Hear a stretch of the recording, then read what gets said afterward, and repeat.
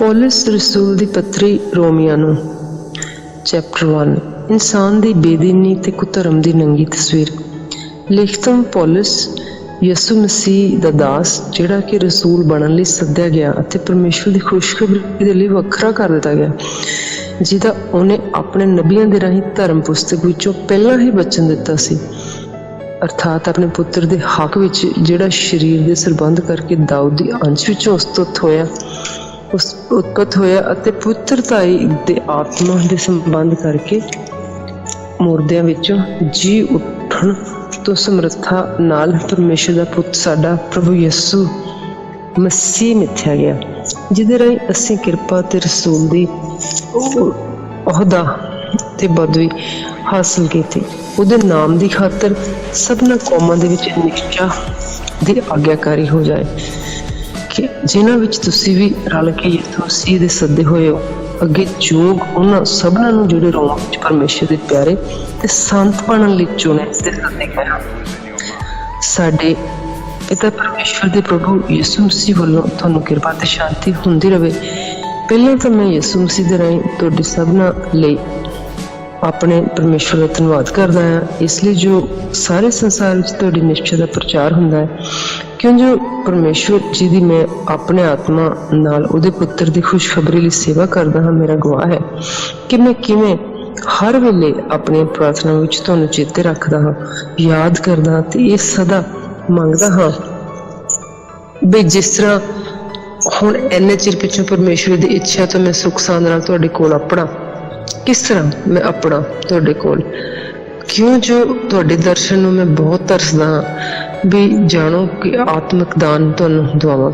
जे तुसीं तकड़े हो जावो तात्पर्य यह है कि तुसां विच रल के आपस दी निश्चा दे कारण जिहड़ी तुहाडे ते मेरे विच है साडी दोनां दी निशा होवे। अते भरावो मैं ये नहीं चाहुंदा जो तुसीं इस गल तो अनजान रहो जो मैं किन्नी वारी तुहाडे कोल आउण दी दलील कीती भी जिवें बाकी दियां पराइयां कौमां विच तुहाडे विच भी मैनूं कुछ फल मिले, पर हुण तोड़ी मैं डकिया रहा। मैं जनानियां ते उपरियां दा बुद्धिमान अते निर्बुद्धां दा कर्जदार हां, सो मैं तुहानूं भी जिहड़े रोम विच हो वाह लगदे खुशखबरी सुनाउण नूं लक बन्निया है। मैं तां इंजील तो शर्मांदा नहीं, इसलिए जो वो हर एक निश्चयवान दी मुक्ति दे लई परमेश्वर दी शक्ति है, पहले यहूदी ते फिर जनानी दे लई, क्यों जो उस विच परमेश्वर दा वो धर्म है जो निश्चय तो निश्चय लई प्रगट हुंदा है। जिवें लिखिया होया है भी धर्मी निश्चय तो जिउंदा रहेगा।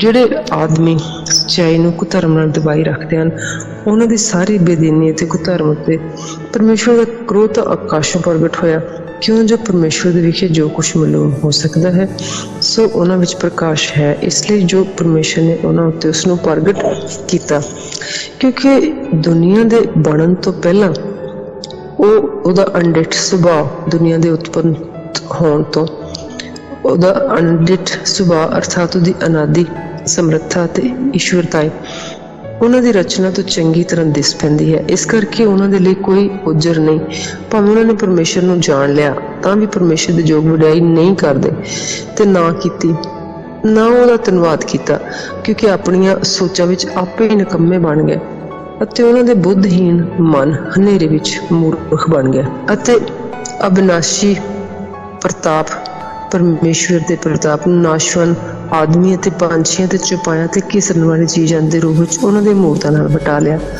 अपने सोचां विच आपे ही निकम्मे बन गए। इस कारण परमेश्वर ने उन्हां दे मनां दे बुरे विषयां विच गंद मंद दे वस कर दिता भी उन्हां दे शरीर आपो विच ही बेपत होई जाण।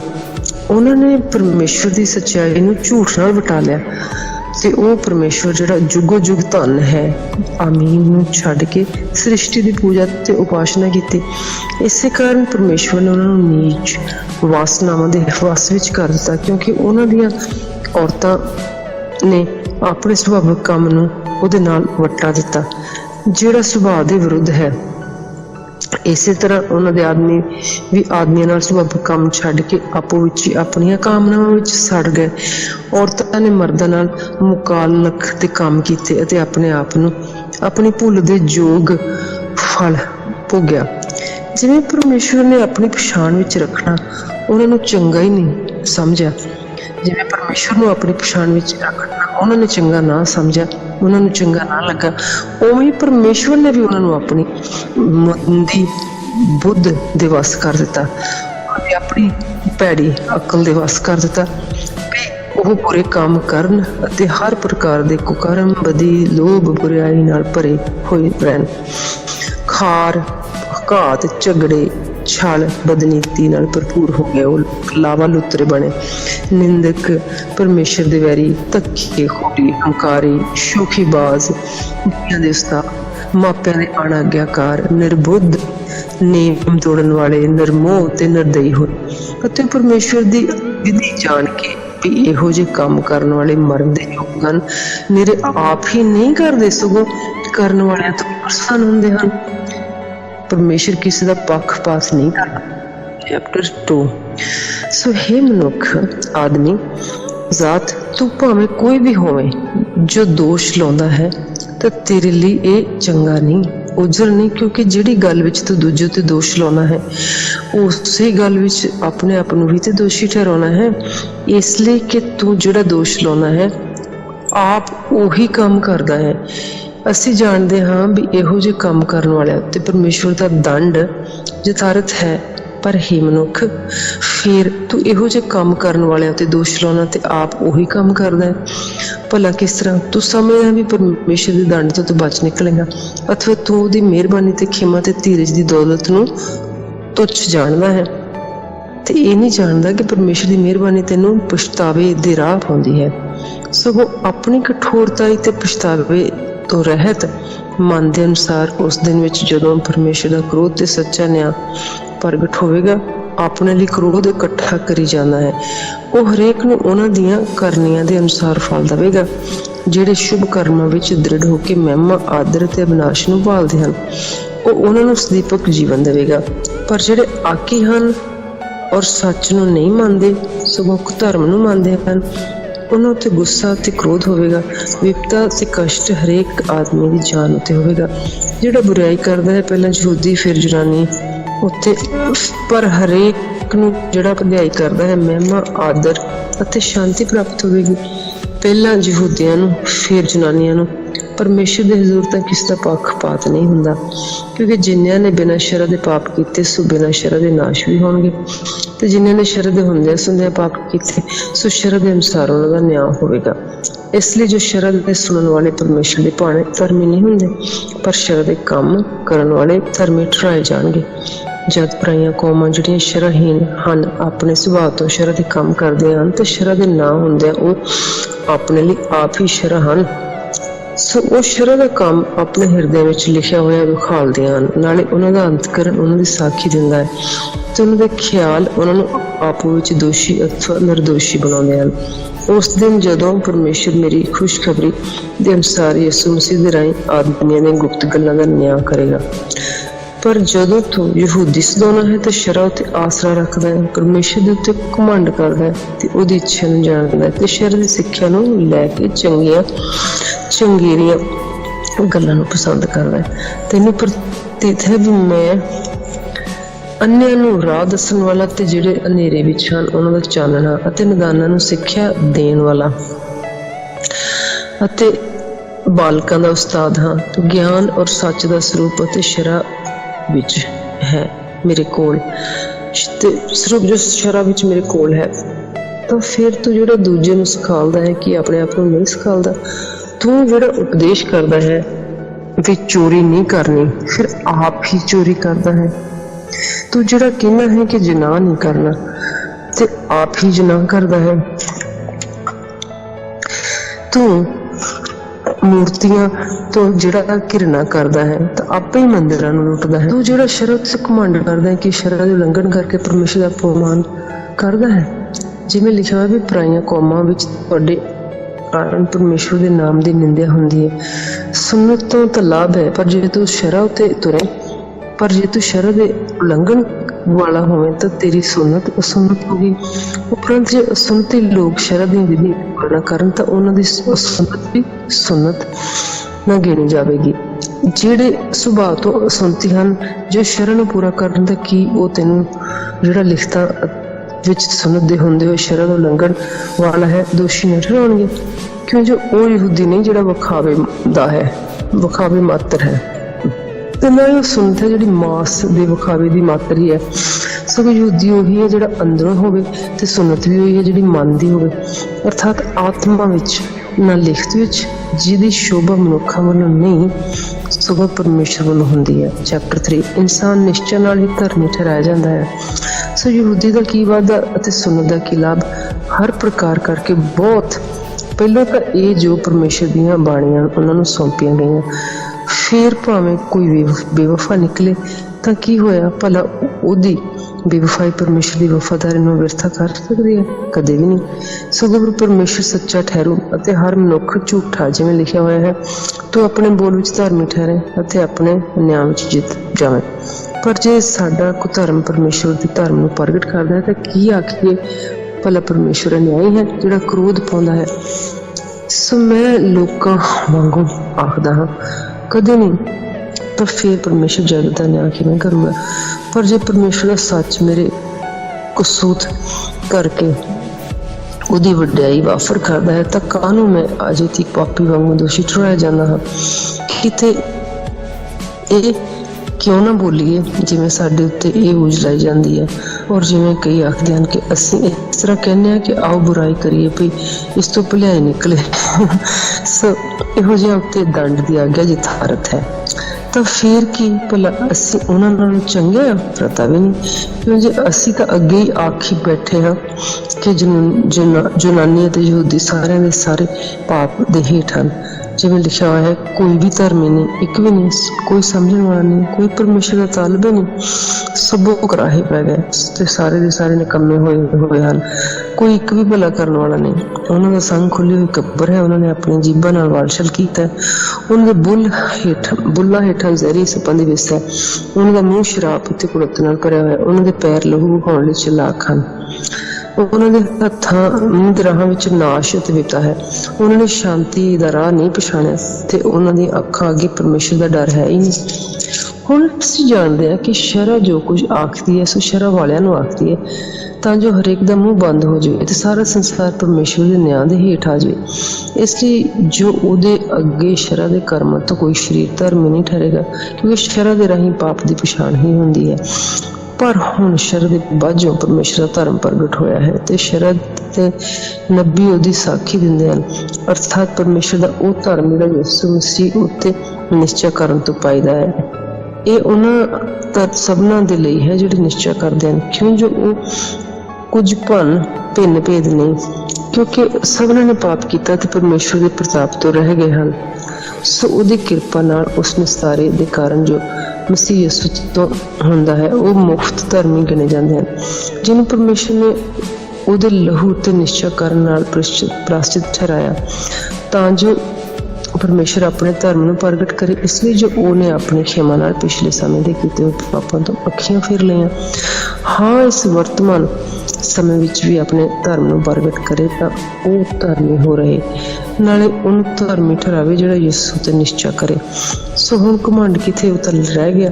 किहो जी विधि नाल? भला कर्मां दी नहीं, सगों निश्चय की विधि नाल। इसलिए असी ये विचारते हाँ भी मनुख शरह के कर्मां दे बाझों निश्चय की परमेश्वर निरा यहूदियां दा ते पराइयां कौमां दा नहीं, आहो पराइयां कौमां दा भी है, क्यों जो परमेश्वर इको है जिहड़ा सुनतियां नूं निश्चय तो अते असुनतियां नूं निश्चय ही दे कारण धर्मी ठहरावेगा। परंतु की असी शरह नूं निश्चय दे कारण अवस्था करदे हां? कदे नहीं, सगों शरह नूं कायम रखदे हां। अब्राहम दी निश्चय चैप्टर 4। फिर असी की आखिए जे साडे शरीर पिता अब्राहम नूं की लभ्या?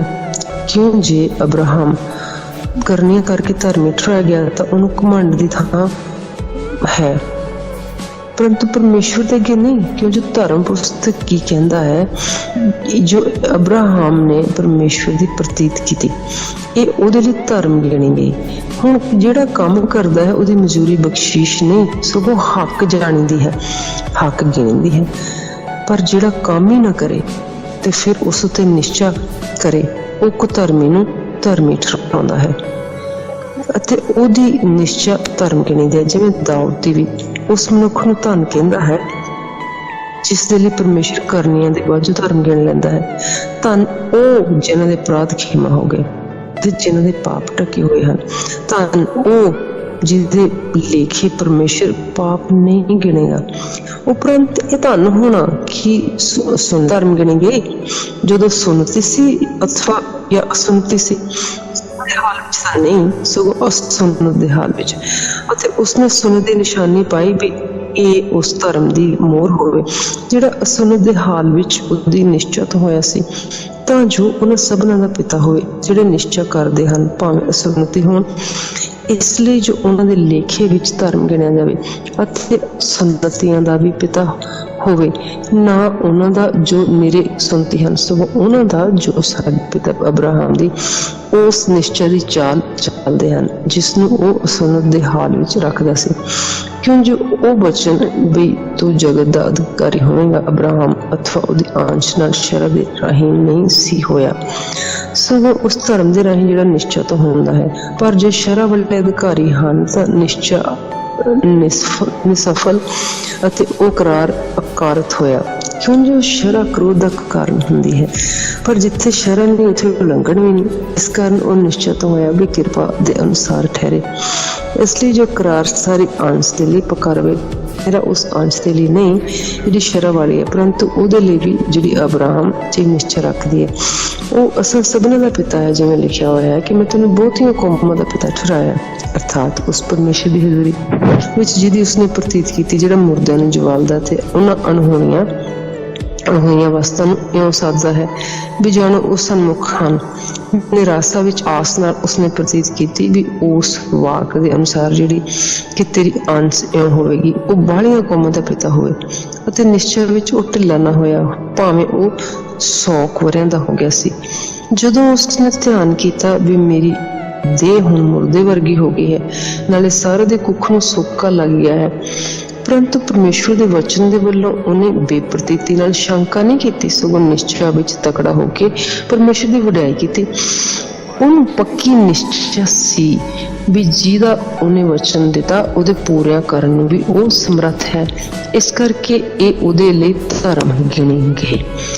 ਇਹ ਗੱਲ ਵੀ ਉਹਦੇ ਲਈ ਗਿਣੀ ਗਈ ਮੇਰੀ ਉਸੇ ਨਿਮਿਤ ਨਹੀਂ ਲਿਖੀ ਗਈ, ਸਗੋਂ ਸਾਡੇ ਨਿਮਿਤ ਵੀ ਜਿਹਨਾਂ ਦੀ ਗਿਣੀ ਜਾਵੇਗੀ, ਅਰਥਾਤ ਸਾਡੇ ਲਈ ਜਿਹੜੇ ਉਸ ਉੱਤੇ ਨਿਸ਼ਚਾ ਕਰਦੇ ਹਾਂ, ਜਿਹਨੇ ਯਿਸੂ ਸਾਡੇ ਪ੍ਰਭੂ ਨੂੰ ਮੁਰਦਿਆਂ ਵਿੱਚੋਂ ਜਵਾਲਿਆ, ਜਿਹੜਾ ਸਾਡੇ ਅਪਰਾਧਾਂ ਦੇ ਕਾਰਨ ਫੜਵਾਇਆ ਗਿਆ ਤੇ ਸਾਨੂੰ ਧਰਮੀ ਠਹਿਰਾਉਣ ਲਈ ਜਵਾਲਿਆ ਗਿਆ, ਆਦਮ ਤੋਂ ਮੌਤ ਤੇ ਮਸੀਹ ਤੋਂ ਜੀਵਨ। ਚੈਪਟਰ 5।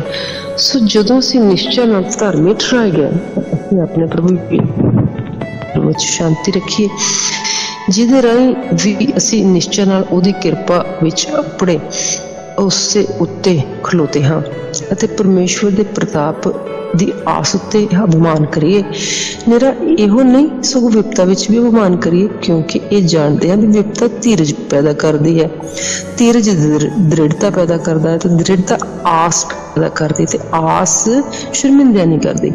ਇਸ ਲਈ ਜੋ ਪਰਮੇਸ਼ਵਰ ਦਾ ਪ੍ਰੇਮ ਪਵਿੱਤਰ ਆਤਮਾ ਦੇ ਵਸੀਲੇ ਨਾਲ ਸਾਨੂੰ ਦਿੱਤਾ ਗਿਆ, ਸਾਡੇ ਹਿਰਦਿਆਂ ਵਿੱਚ ਪਾਇਆ ਹੋਇਆ ਹੈ। ਜਦੋਂ ਅਸੀਂ ਕਮਜ਼ੋਰ ਹੀ ਸਾਂ ਤਦੋਂ ਮਸੀਹ ਵੇਲੇ ਸਿਰ ਉਹ ਧਰਮੀਆਂ ਦੇ ਲਈ ਮੋਇਆ। ਇਹ ਗੱਲ ਤਾਂ ਔਖੀ ਹੈ ਜੋ ਧਰਮੀ ਦੇ ਲਈ ਕੋਈ ਮਰੇ, ਪਰ ਕੀ ਜਾਣੀਏ ਜੋ ਭਲੇ ਆਦਮੀ ਦੇ ਲਈ ਕੋਈ ਮਰਨ ਨੂੰ ਵੀ ਤਿਆਰ ਹੋ ਜਾਵੇ। ਪਰ ਪਰਮੇਸ਼ਵਰ ਆਪਣਾ ਪ੍ਰੇਮ ਸਾਡੇ ਉੱਤੇ ਇਸ ਤਰ੍ਹਾਂ ਪ੍ਰਗਟ ਕਰਦਾ ਹੈ ਵੀ ਅਸੀਂ ਹਜੇ ਪਾਪੀ ਹੀ ਸਾਂ ਤਾਂ ਮਸੀਹ ਸਾਡੇ ਲਈ ਮੋਇਆ। ਜਦੋਂ ਅਸੀਂ ਹੁਣ ਉਹਦੇ ਲਹੂ ਨਾਲ ਧਰਮੀ ਠਹਿਰਾਏ ਗਏ ਤਾਂ ਇਸ ਨਾਲ ਵੱਧ ਕੇ ਅਸੀਂ ਉਹਦੇ ਰਾਹੀਂ ਉਸ ਕ੍ਰੋਧ ਤੋਂ ਬਚ ਜਾਵਾਂਗੇ, ਕਿਉਂਕਿ ਅਸੀਂ ਉਸ ਦੇ ਰਾਹੀਂ ਉਸ ਕ੍ਰੋਧ ਤੋਂ ਬਚ ਜਾਵਾਂਗੇ, ਕਿਉਂਕਿ ਅਸੀਂ ਵੈਰੀ ਹੋ ਕੇ ਪਰਮੇਸ਼ਵਰ ਨਾਲ ਉਸ ਦੇ ਪੁੱਤਰ ਦੀ ਮੌਤ ਦੇ ਵਸੀਲੇ ਮਿਲਾਏ ਗਏ। ਤਾਂ ਮਿਲਾਏ ਜਾ ਕੇ ਅਸੀਂ ਇਸ ਨਾਲੋਂ ਬਹੁਤ ਵੱਧ ਕੇ ਉਹਦੇ ਜੀਵਨ ਦੇ ਦੁਬਾਰਾ ਬਚ ਜਾਵਾਂਗੇ। ਤੇ ਮੇਰਾ ਇਹੋ ਨਹੀਂ, ਸਗੋਂ ਅਸੀਂ ਪਰਮੇਸ਼ਵਰ ਉੱਤੇ ਵੀ ਆਪਣੇ ਪ੍ਰਭੂ ਯਿਸੂ ਮਸੀਹ ਦੇ ਵਸੀਲੇ ਨਾਲ, ਜਿਸ ਕਰਕੇ ਅਸੀਂ ਹੁਣ ਮਿਲਾਏ ਗਏ, ਅਭਿਮਾਨ ਕਰਦੇ ਹਾਂ। ਇਸ ਲਈ ਜਿਵੇਂ ਇੱਕ ਆਦਮੀ ਤੋਂ ਪਾਪ ਸੰਸਾਰ ਵਿੱਚ ਆਇਆ ਤੇ ਪਾਪ ਤੋਂ ਮੌਤ ਆ ਗਈ ਅਤੇ ਇਸੇ ਤਰ੍ਹਾਂ ਮੌਤ ਸਭਨਾ ਆਦਮੀਆਂ ਵਿੱਚ ਫੈਲ ਗਈ। ਇਸ ਲਈ ਜੋ ਸਭਨਾ ਨੇ ਪਾਪ ਕੀਤਾ, ਸ਼ਹਿਰਾਂ ਦੇ ਸਮੇਂ ਤੱਕ ਪਾਪ ਤਾਂ ਸੰਸਾਰ ਵਿੱਚ ਹੈਗਾ ਸੀ, ਪਰ ਜਿੱਥੇ ਸ਼ਹਿਰਾਂ ਨੇ ਉੱਥੇ ਪਾਪ ਦਾ ਲੇਖਾ ਨਹੀਂ ਹੁੰਦਾ। ਤਾਂ ਵੀ ਆਦਮ ਤੋਂ ਲੈ ਕੇ ਮੂਸਾ ਤੱਕ ਮੌਤ ਨੇ ਉਹਨਾਂ ਉੱਤੇ ਰਾਜ ਕੀਤਾ। ਜਿਨ੍ਹਾਂ ਆਦਮ ਦੇ ਅਪਰਾਧ ਵਰਗਾ ਪਾਪ ਨਹੀਂ ਸੀ ਕੀਤਾ, ਇਹ ਆਦਮ ਆਉਣ ਵਾਲੇ ਦਾ ਨਮੂਨਾ ਸੀ। ਅਰਥਾਤ ਯਿਸੂ ਮਸੀਹ ਦੀ ਕਿਰਪਾ ਦੇ ਕਾਰਨ ਸੀ ਬਹੁਤਿਆਂ ਲੋਕਾਂ ਵਿੱਚ ਵਾਫਰ ਪ੍ਰਗਟ ਹੋ ਗਈ। ਅਤੇ ਜਿਵੇਂ ਇੱਕ ਪਾਪ ਕਰਨ ਵਾਲੇ ਦੇ ਕਾਰਨ ਫਲ ਹੋਇਆ, ਤਿਵੇਂ ਹੀ ਬਖਸ਼ੀਸ਼ ਦਾ ਹਾਲ ਨਹੀਂ, ਸਗੋਂ ਇੱਕ ਜਾਣੇ ਦੇ ਉੱਤੇ ਨਿਆਂ ਨੇ ਸਜ਼ਾ ਦਾ ਹੁਕਮ ਲਿਆਂਦਾ, ਪਰ ਉਹ ਬਖਸ਼ਿਸ਼ ਦੇ ਬਹੁਤ ਸਾਰੇ ਅਪਰਾਧਾਂ ਤੋਂ ਧਾਰਮਿਕ ਠਹਿਰਾਉਣ ਦਾ ਹੱਕ ਲਿਆਂਦਾ। ਜਦੋਂ ਉਸਨੇ ਇੱਕ ਅਪਰਾਧ ਕਰਕੇ ਉਸ ਇੱਕ ਦੇ ਰਾਹੀਂ ਮੌਤ ਨੇ ਰਾਜ ਕੀਤਾ, ਤਾਂ ਬਹੁਤ ਵਧੇਕ ਉਹ ਲੋਕ ਜਿਨ੍ਹਾਂ ਨੂੰ ਕਿਰਪਾ ਅਤੇ ਧਰਮ ਦੀ ਬਖਸ਼ਿਸ਼ ਵਾਫਰ ਮਿਲੀ ਹੈ, ਉਸ ਇੱਕ ਅਰਥਾਤ ਯਿਸੂ ਮਸੀਹ ਦੇ ਰਾਹੀਂ ਜੀਵਨ ਵਿੱਚ ਰਾਜ ਕਰਨਗੇ। ਉਪਰੰਤ ਜਿਵੇਂ ਇੱਕ ਅਪਰਾਧ ਦੇ ਕਾਰਨ ਸਭਨਾਂ ਮਨੁੱਖਾਂ ਉੱਤੇ ਦੋਸ਼ ਲੱਗਾ, ਤਿਵੇਂ ਹੀ ਧਰਮ ਦੇ ਇੱਕ ਕੰਮ ਦੇ ਕਾਰਨ ਸਭਨਾਂ ਮਨੁੱਖਾਂ ਲਈ ਮਾਫੀ ਅਤੇ ਜੀਵਨ ਮਿਲਿਆ। ਕਿਉਂਕਿ ਜਿਵੇਂ ਉਸ ਇੱਕ ਆਦਮੀ ਦੀ ਅਣ ਆਗਿਆਕਾਰੀ ਦੇ ਕਾਰਨ ਬਹੁਤ ਲੋਕ ਪਾਪੀ ਠਹਿਰਾਏ ਗਏ, ਤਿਵੇਂ ਹੀ ਇਸ ਇੱਕ ਦੀ ਅਣ ਆਗਿਆਕਾਰੀ ਦੇ ਕਾਰਨ ਬਹੁਤ ਸਾਰੇ ਲੋਕ ਪਾਪੀ ਠਹਿਰਾਏ ਗਏ, ਤਿਵੇਂ ਹੀ ਇਸ ਇੱਕ ਦੀ ਆਗਿਆਕਾਰੀ ਦੇ ਕਾਰਨ ਬਹੁਤ ਲੋਕ ਧਾਰਮਿਕ ਠਹਿਰਾਏ ਜਾਣਗੇ। ਨਾਲੇ ਸ਼ਰ੍ਹਾ ਵੀ ਆਈ ਵੀ ਅਪਰਾਧ ਬਾਲਾ ਹੋਵੇ, ਪਰ ਜਿੱਥੇ ਪਾਪ ਬਾਲਾ ਹੋਇਆ ਉੱਥੇ ਹੀ ਕਿਰਪਾ ਵੀ ਅਤ ਵਧੇਕ ਹੋਈ। ਇਸ ਲਈ ਜਿਵੇਂ ਪਾਪ ਨੇ ਮੌਤ ਨਾਲ ਰਾਜ ਕੀਤਾ, ਤਿਵੇਂ ਹੀ ਕਿਰਪਾ ਵੀ ਯਿਸੂ ਮਸੀਹ ਸਾਡੇ ਪ੍ਰਭੂ ਦੇ ਵਸੀਲੇ ਨਾਲ ਅਸਦੀਪਕ ਜੀਵਨ ਦੇ ਲਈ ਧਰਮ ਦੇ ਰਾਹੀਂ ਰਾਜ ਕਰੇ। ਪਾਪ ਵਿੱਚੋਂ ਮਰ ਕੇ ਮਸੀਹ ਵਿੱਚ ਜਿਉਣਾ, ਹਰ ਦੇਹ ਵਿੱਚ ਰਾਜ ਨਾ ਕਰੇ। ਤੁਹਾਡੀ ਮਰਨਹਾਰ ਦੇਹ ਵਿੱਚ ਪਾਪ ਰਾਜ ਨਾ ਕਰੇ, ਕਿਉਂ ਜੋ ਤੁਸੀਂ ਉਹਦੇ ਬੁਰੇ ਵਿਸ਼ਿਆਂ ਦੇ ਅਧੀਨ ਨਾ ਹੋਵੋ ਅਤੇ ਆਪਣੇ ਅੰਗ ਕੁਧਰਮ ਦੇ ਹਥਿਆਰ ਬਣਾ ਕੇ ਪਾਪ ਨੂੰ ਨਾ ਸੌਂਪੋ, ਕਿਉਂਕਿ ਆਪਣੇ ਆਪ ਨੂੰ ਮੁਰਦਿਆਂ ਵਿੱਚੋਂ ਜੀ ਉੱਠੇ ਹੋਏ ਜਾਣ ਕੇ ਪਰਮੇਸ਼ਰ ਨੂੰ ਸੌਂਪ ਦਿਓ। ਆਪਣੇ ਅੰਗ ਧਰਮ ਦੇ ਹਥਿਆਰ ਬਣਾ ਕੇ ਪਰਮੇਸ਼ਵਰ ਨੂੰ ਸੌਂਪ ਦਿਓ, ਕਿਉਂ ਜੋ ਤੁਹਾਡੇ ਉੱਤੇ ਪਾਪ ਦੀ ਵਾਹ ਫਿਰ ਨਹੀਂ ਚੱਲੇਗੀ। ਇਸ ਲਈ ਜੋ ਤੁਸੀਂ ਸ਼ਰ੍ਹਾ ਦੇ ਹੇਠ ਨਹੀਂ ਸਗੋਂ ਕਿਰਪਾ ਦੇ ਹੇਠ ਹੋ, ਤਾਂ ਫਿਰ ਕੀ ਅਸੀਂ ਪਾਪ ਕਰੀਏ? ਇਸ ਲਈ ਕਿ ਅਸੀਂ ਸ਼ਰ੍ਹਾ ਦੇ ਹੇਠ ਨਹੀਂ ਸਗੋਂ ਕਿਰਪਾ ਦੇ ਹੇਠ ਹਾਂ? ਨਹੀਂ, ਕਦੇ ਵੀ ਨਹੀਂ। ਭਲਾ ਤੁਸੀਂ ਨਹੀਂ ਜਾਣਦੇ ਕਿ ਆਗਿਆ ਮੰਨਣ ਲਈ ਜਿਹਦੇ ਹੱਥ ਅਸੀਂ ਆਪਣੇ ਆਪ ਨੂੰ ਨੌਕਰ ਬਣਾ ਕੇ ਸੌਂਪ ਦਿੰਦੇ ਹਾਂ, ਤੁਸੀਂ ਉਹਦੇ ਦਾਸ ਹੋ ਜਾਂਦੇ ਹੋ, ਜਿਹਦੀ ਕਿਰਪਾ ਮੰਨਦੇ ਹੋ, ਭਾਵੇਂ ਮੌਤ ਦੇ ਲਈ, ਭਾਵੇਂ ਪਾਪ ਦੇ ਲਈ, ਭਾਵੇਂ ਧਰਮ ਦੇ ਲਈ, ਭਾਵੇਂ ਆਗਿਆਕਾਰੀ ਦੇ ਲਈ। ਪਰ ਧੰਨਵਾਦ ਹੈ ਪਰਮੇਸ਼ਰ ਦਾ ਕਿ ਭਾਵੇਂ ਤੁਸੀਂ ਪਾਪ ਦੇ ਨੌਕਰ ਸੋ, ਪਰ ਜਿਸ ਸਿੱਖਿਆ ਦੇ ਸਾਂਚੇ ਵਿੱਚ ਤੁਸੀਂ ਢਾਲ ਦਿੱਤੇ ਗਏ, ਤੁਸੀਂ ਮਨੋਂ ਉਹਦੇ ਆਗਿਆਕਾਰਕ ਹੋ ਗਏ। ਪਾਪ ਤੋਂ ਛੁੱਟ ਕੇ ਤੁਸੀਂ ਧਰਮ ਦੇ ਦਾਸ ਬਣ ਗਏ। ਮੈਂ ਤੁਹਾਡੇ ਸਰੀਰ ਦੀ ਕਮਜ਼ੋਰੀ ਦੇ ਕਾਰਨ ਮਨੁੱਖਾਂ ਵਾਲੀ ਗੱਲ ਕਹਿੰਦਾ ਹਾਂ, ਜੋ ਜਿਵੇਂ ਤੁਸੀਂ ਆਪਣੇ ਅੰਗ ਗੰਦਮੰਦ ਤੇ ਕੁਧਰਮ ਅੱਗੋਂ ਸਗੋਂ ਕੁਧਰਮ ਦੀ ਗੁਲਾਮੀ ਵਿੱਚ ਸੌਂਪ ਦਿੱਤੇ ਸਨ, ਤਿਵੇਂ ਹੀ ਹੁਣ ਆਪਣੇ ਅੰਗ ਧਰਮ ਦੀ ਗੁਲਾਮੀ ਵਿੱਚ ਪਵਿੱਤਰਤਾਈ ਹੋਣ ਲਈ ਸੌਂਪ ਦਿਓ। ਜਦ ਤੁਸੀਂ ਪਾਪ ਦੇ ਦਾਸ ਹੈਗੇ ਸੋ ਤਾਂ ਧਰਮ ਤੋਂ ਤੁਸੀਂ ਆਜ਼ਾਦ ਸੋ। ਉਸ ਵੇਲੇ ਤੁਹਾਨੂੰ ਉਹਨਾਂ ਗੱਲਾਂ ਤੋਂ ਕੀ ਫਲ ਮਿਲਿਆ ਜਿਨ੍ਹਾਂ ਕਰਕੇ ਹੁਣ ਤੁਹਾਨੂੰ ਸ਼ਰਮ ਆਉਂਦੀ ਹੈ, ਲੱਜਿਆ ਆਉਂਦੀ ਹੈ, ਕਿਉਂ ਜੋ ਉਹਨਾਂ ਦਾ ਓੜਕ ਅੰਤ ਤੇ ਮੌਤ ਹੈ। ਪਰ ਹੁਣ ਤੁਸੀਂ ਪਾਪ ਤੋਂ ਛੁੱਟ ਕੇ ਪਰਮੇਸ਼ਰ ਦੇ ਨੌਕਰ ਬਣ ਕੇ ਪਵਿੱਤਰਤਾਈ ਦੇ ਲਈ ਆਪਣਾ ਫਲ ਤੇ ਓੜਕ ਨੂੰ ਸਦੀਵਕ ਜੀਵਨ ਪਾਉਂਦੇ ਹੋ। ਪਾਪ ਦੀ ਮਜ਼ਦੂਰੀ ਤਾਂ ਮੌਤ ਹੈ, ਪਰ ਪਰਮੇਸ਼ਵਰ ਦੀ ਬਖਸ਼ਿਸ਼ ਮਸੀਹ ਯਿਸੂ ਵਿੱਚ ਜਿਉਂਦਾ ਹੈ, ਉਹਨਾਂ ਚਿਰ ਸ਼ਰ੍ਹਾ ਉਸ ਉੱਤੇ ਵਸ ਰੱਖਦੀ ਹੈ। ਸੁਹਾਗਣ ਜਦੋਂ ਤੱਕ ਉਸਦਾ ਆਦਮੀ ਜਿਉਂਦਾ ਹੈ, ਸ਼ਰ੍ਹਾ ਦੇ ਅਨੁਸਾਰ ਉਹਦੇ ਬੰਧਨ ਵਿੱਚ ਰਹਿੰਦੀ ਹੈ, ਪਰ ਜੇ ਉਹਦਾ ਆਦਮੀ ਮਰ ਜਾਵੇ, ਉਹਦਾ ਭਰਤਾ ਦੀ ਸ਼ਰ੍ਹਾ ਤੋਂ ਉਹ ਛੁੱਟ ਜਾਂਦੀ ਹੈ। ਇਸ ਲਈ ਜੋ ਉਸਨੇ ਆਪਣੇ ਆਦਮੀ ਦੇ ਜਿਉਂਦੇ ਜੀ, ਜੇਕਰ ਉਹ ਆਪਣੇ ਆਦਮੀ ਦੇ ਜਿਉਂਦੇ ਜੀ ਕਿਸੇ ਦੂਸਰੇ ਦੀ ਹੋ ਜਾਵੇ ਤਾਂ ਜ਼ਾਨੀ ਅਖਵਾਵੇਗੀ, ਪਰ ਜੇ ਉਹਦਾ ਆਦਮੀ ਮਰ ਜਾਵੇ ਤਾਂ ਉਹ ਸ਼ਰਤ ਛੁੱਟ ਗਈ, ਭਾਵੇਂ ਦੂਜੇ ਭਰਤੇ ਦੀ ਹੋ ਜਾਵੇ, ਪਰ ਉਹ ਜ਼ਾਨੀ ਨਹੀਂ ਹੁੰਦੀ। ਸੋ ਮੇਰੇ ਭਰਾਵੋ, ਤੁਸੀਂ ਮਸੀਹ ਦੀ ਦੇਹੀ ਦੇ ਵਸੀਲੇ ਨਾਲ ਸ਼ਰ੍ਹਾ ਦੇ ਸਰਬੰਧੋਂ ਮਰ ਗਏ।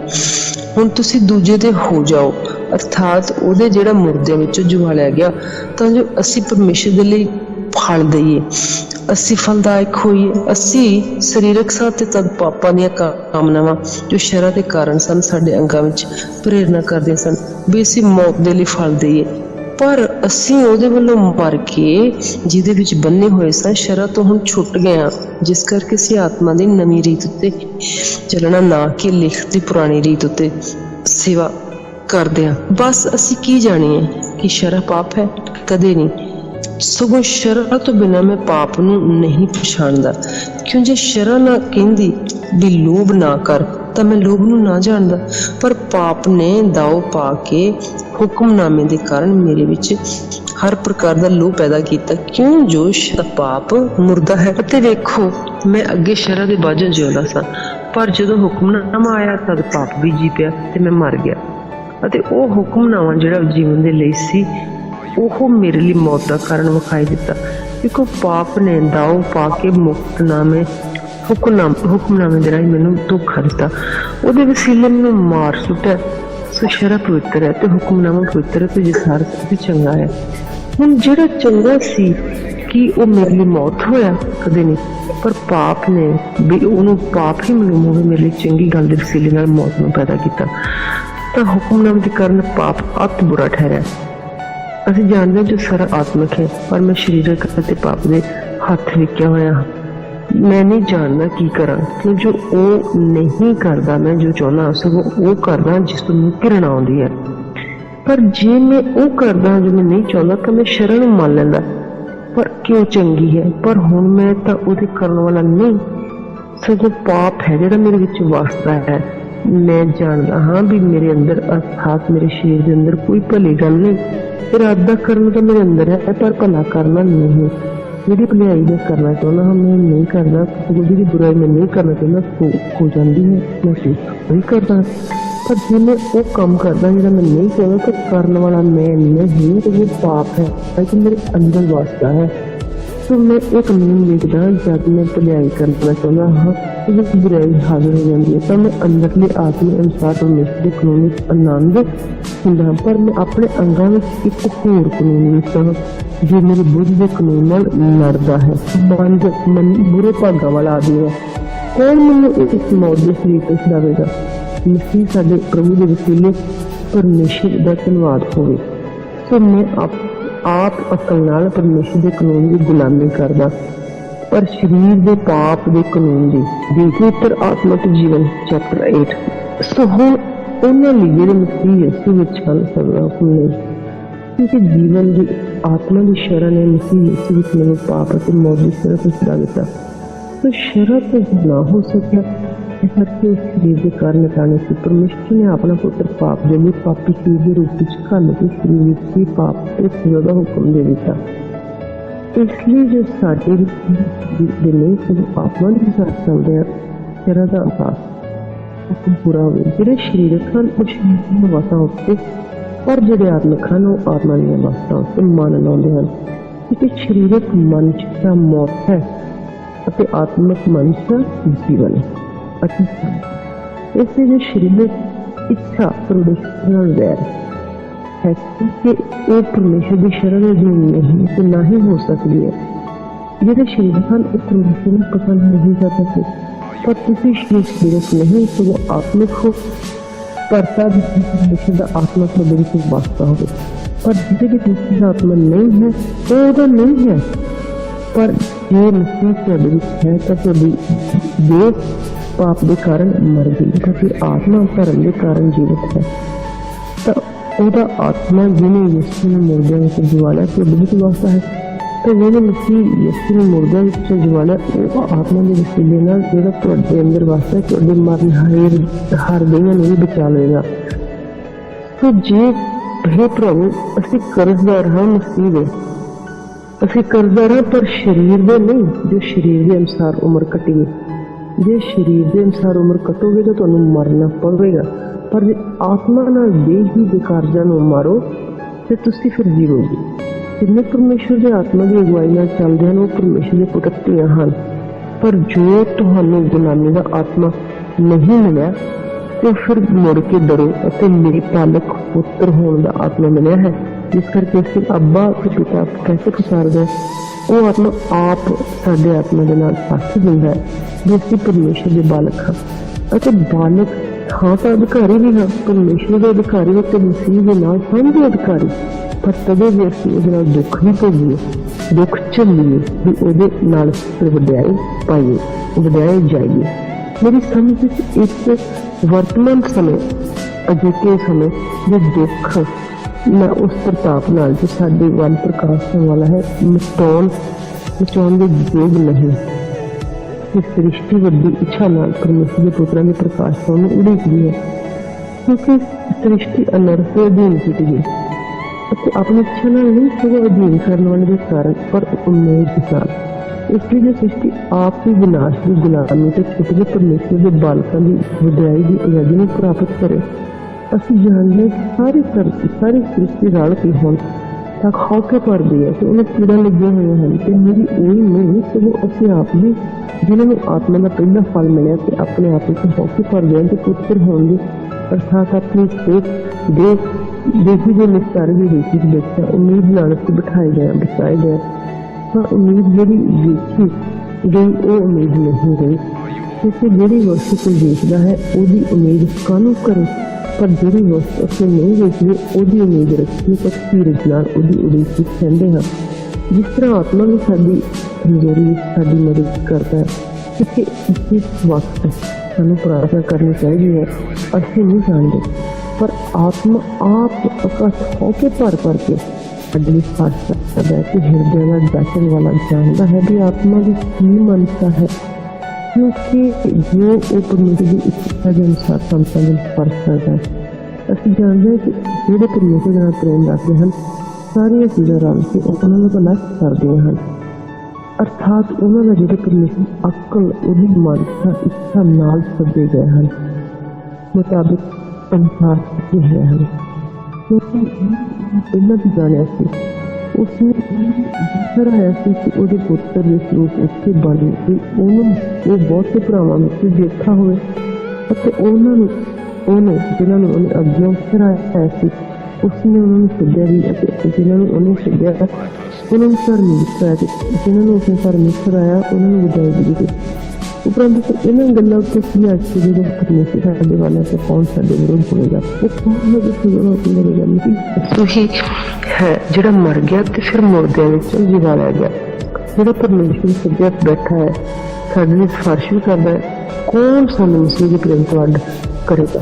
कि विपता नहीं, कि कष्ट नहीं, यह नेर या काल नहीं, नंग या फिर भोजन या तलवार नहीं। लिखा हुआ है कि असी तेरे लिए दिन पर जानों मारे जाते हैं, असी कोई जान वाली भेडा की तुल गिने जाते हैं।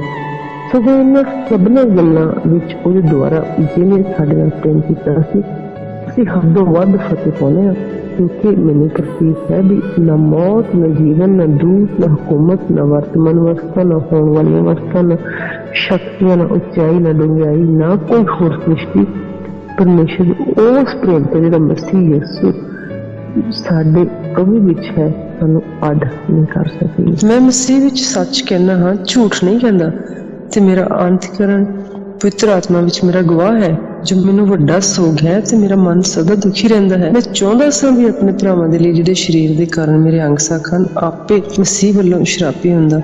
ਉਹ ਇਸਰਾਇਲੀ ਹਨ ਤੇ ਪੁੱਤਰੇਲਾਪਣ ਪ੍ਰਤਾਪ ਨੀਮ ਸ਼ਰਤ ਦਾ ਦਾਨ ਪਰਮੇਸ਼ਰ ਦੀ ਉਪਾਸਨਾ ਪ੍ਰਤਿਗਿਆ ਉਹਨਾਂ ਦੇ ਹਨ, ਨਾਲੇ ਪਿੱਤਰ ਉਹਨਾਂ ਦੇ ਹਨ ਅਤੇ ਸ਼ਰੀਰ ਦੇ ਅਨੁਸਾਰ ਮਸੀਹ ਉਹਨਾਂ ਵਿੱਚੋਂ ਹੋਇਆ ਜਿਹੜਾ ਸਭਨਾਂ ਉੱਤੇ ਪਰਮੇਸ਼ਰ ਜੁਗੋ ਜੁਗ ਮੁਬਾਰਕ ਹੈ। आमीन। पर इउं नहीं जो परमेश्वर का वचन अकारथ हो गया, क्योंकि जिहड़े इसराइल दे विचों हन वो सबो इसराइली नहीं अते अब्राहम दी अंश होने करके सभी उहदी संतान नहीं, सगों इसहाक तो तेरी अंश पुकारी जाएगी। अर्थात ना वो जिहड़े शरीर दी संतान हन ये परमेश्वर दी संतान हन, पर वायदे दी संतान अंश गिणी है। वायदे का वचन तो यही है भी इस समय के अनुसार मैं आवांगा ते सारे पुत्र जणेंगे ते मेरा इहो नहीं सगों जा रिबका एक जने तो अर्थात साडे पिता इसहाक तो गर्भणी हुई, भावें बालक अजे जम्मे नहीं सन ते ना ही कुछ भला बुरा कीता सी, पर परमेश्वर दी मनशा जिहड़ी चोण दे अनुसार है बनी रहे, करनी तो नहीं सगों सदन वाले दी इच्छा तो।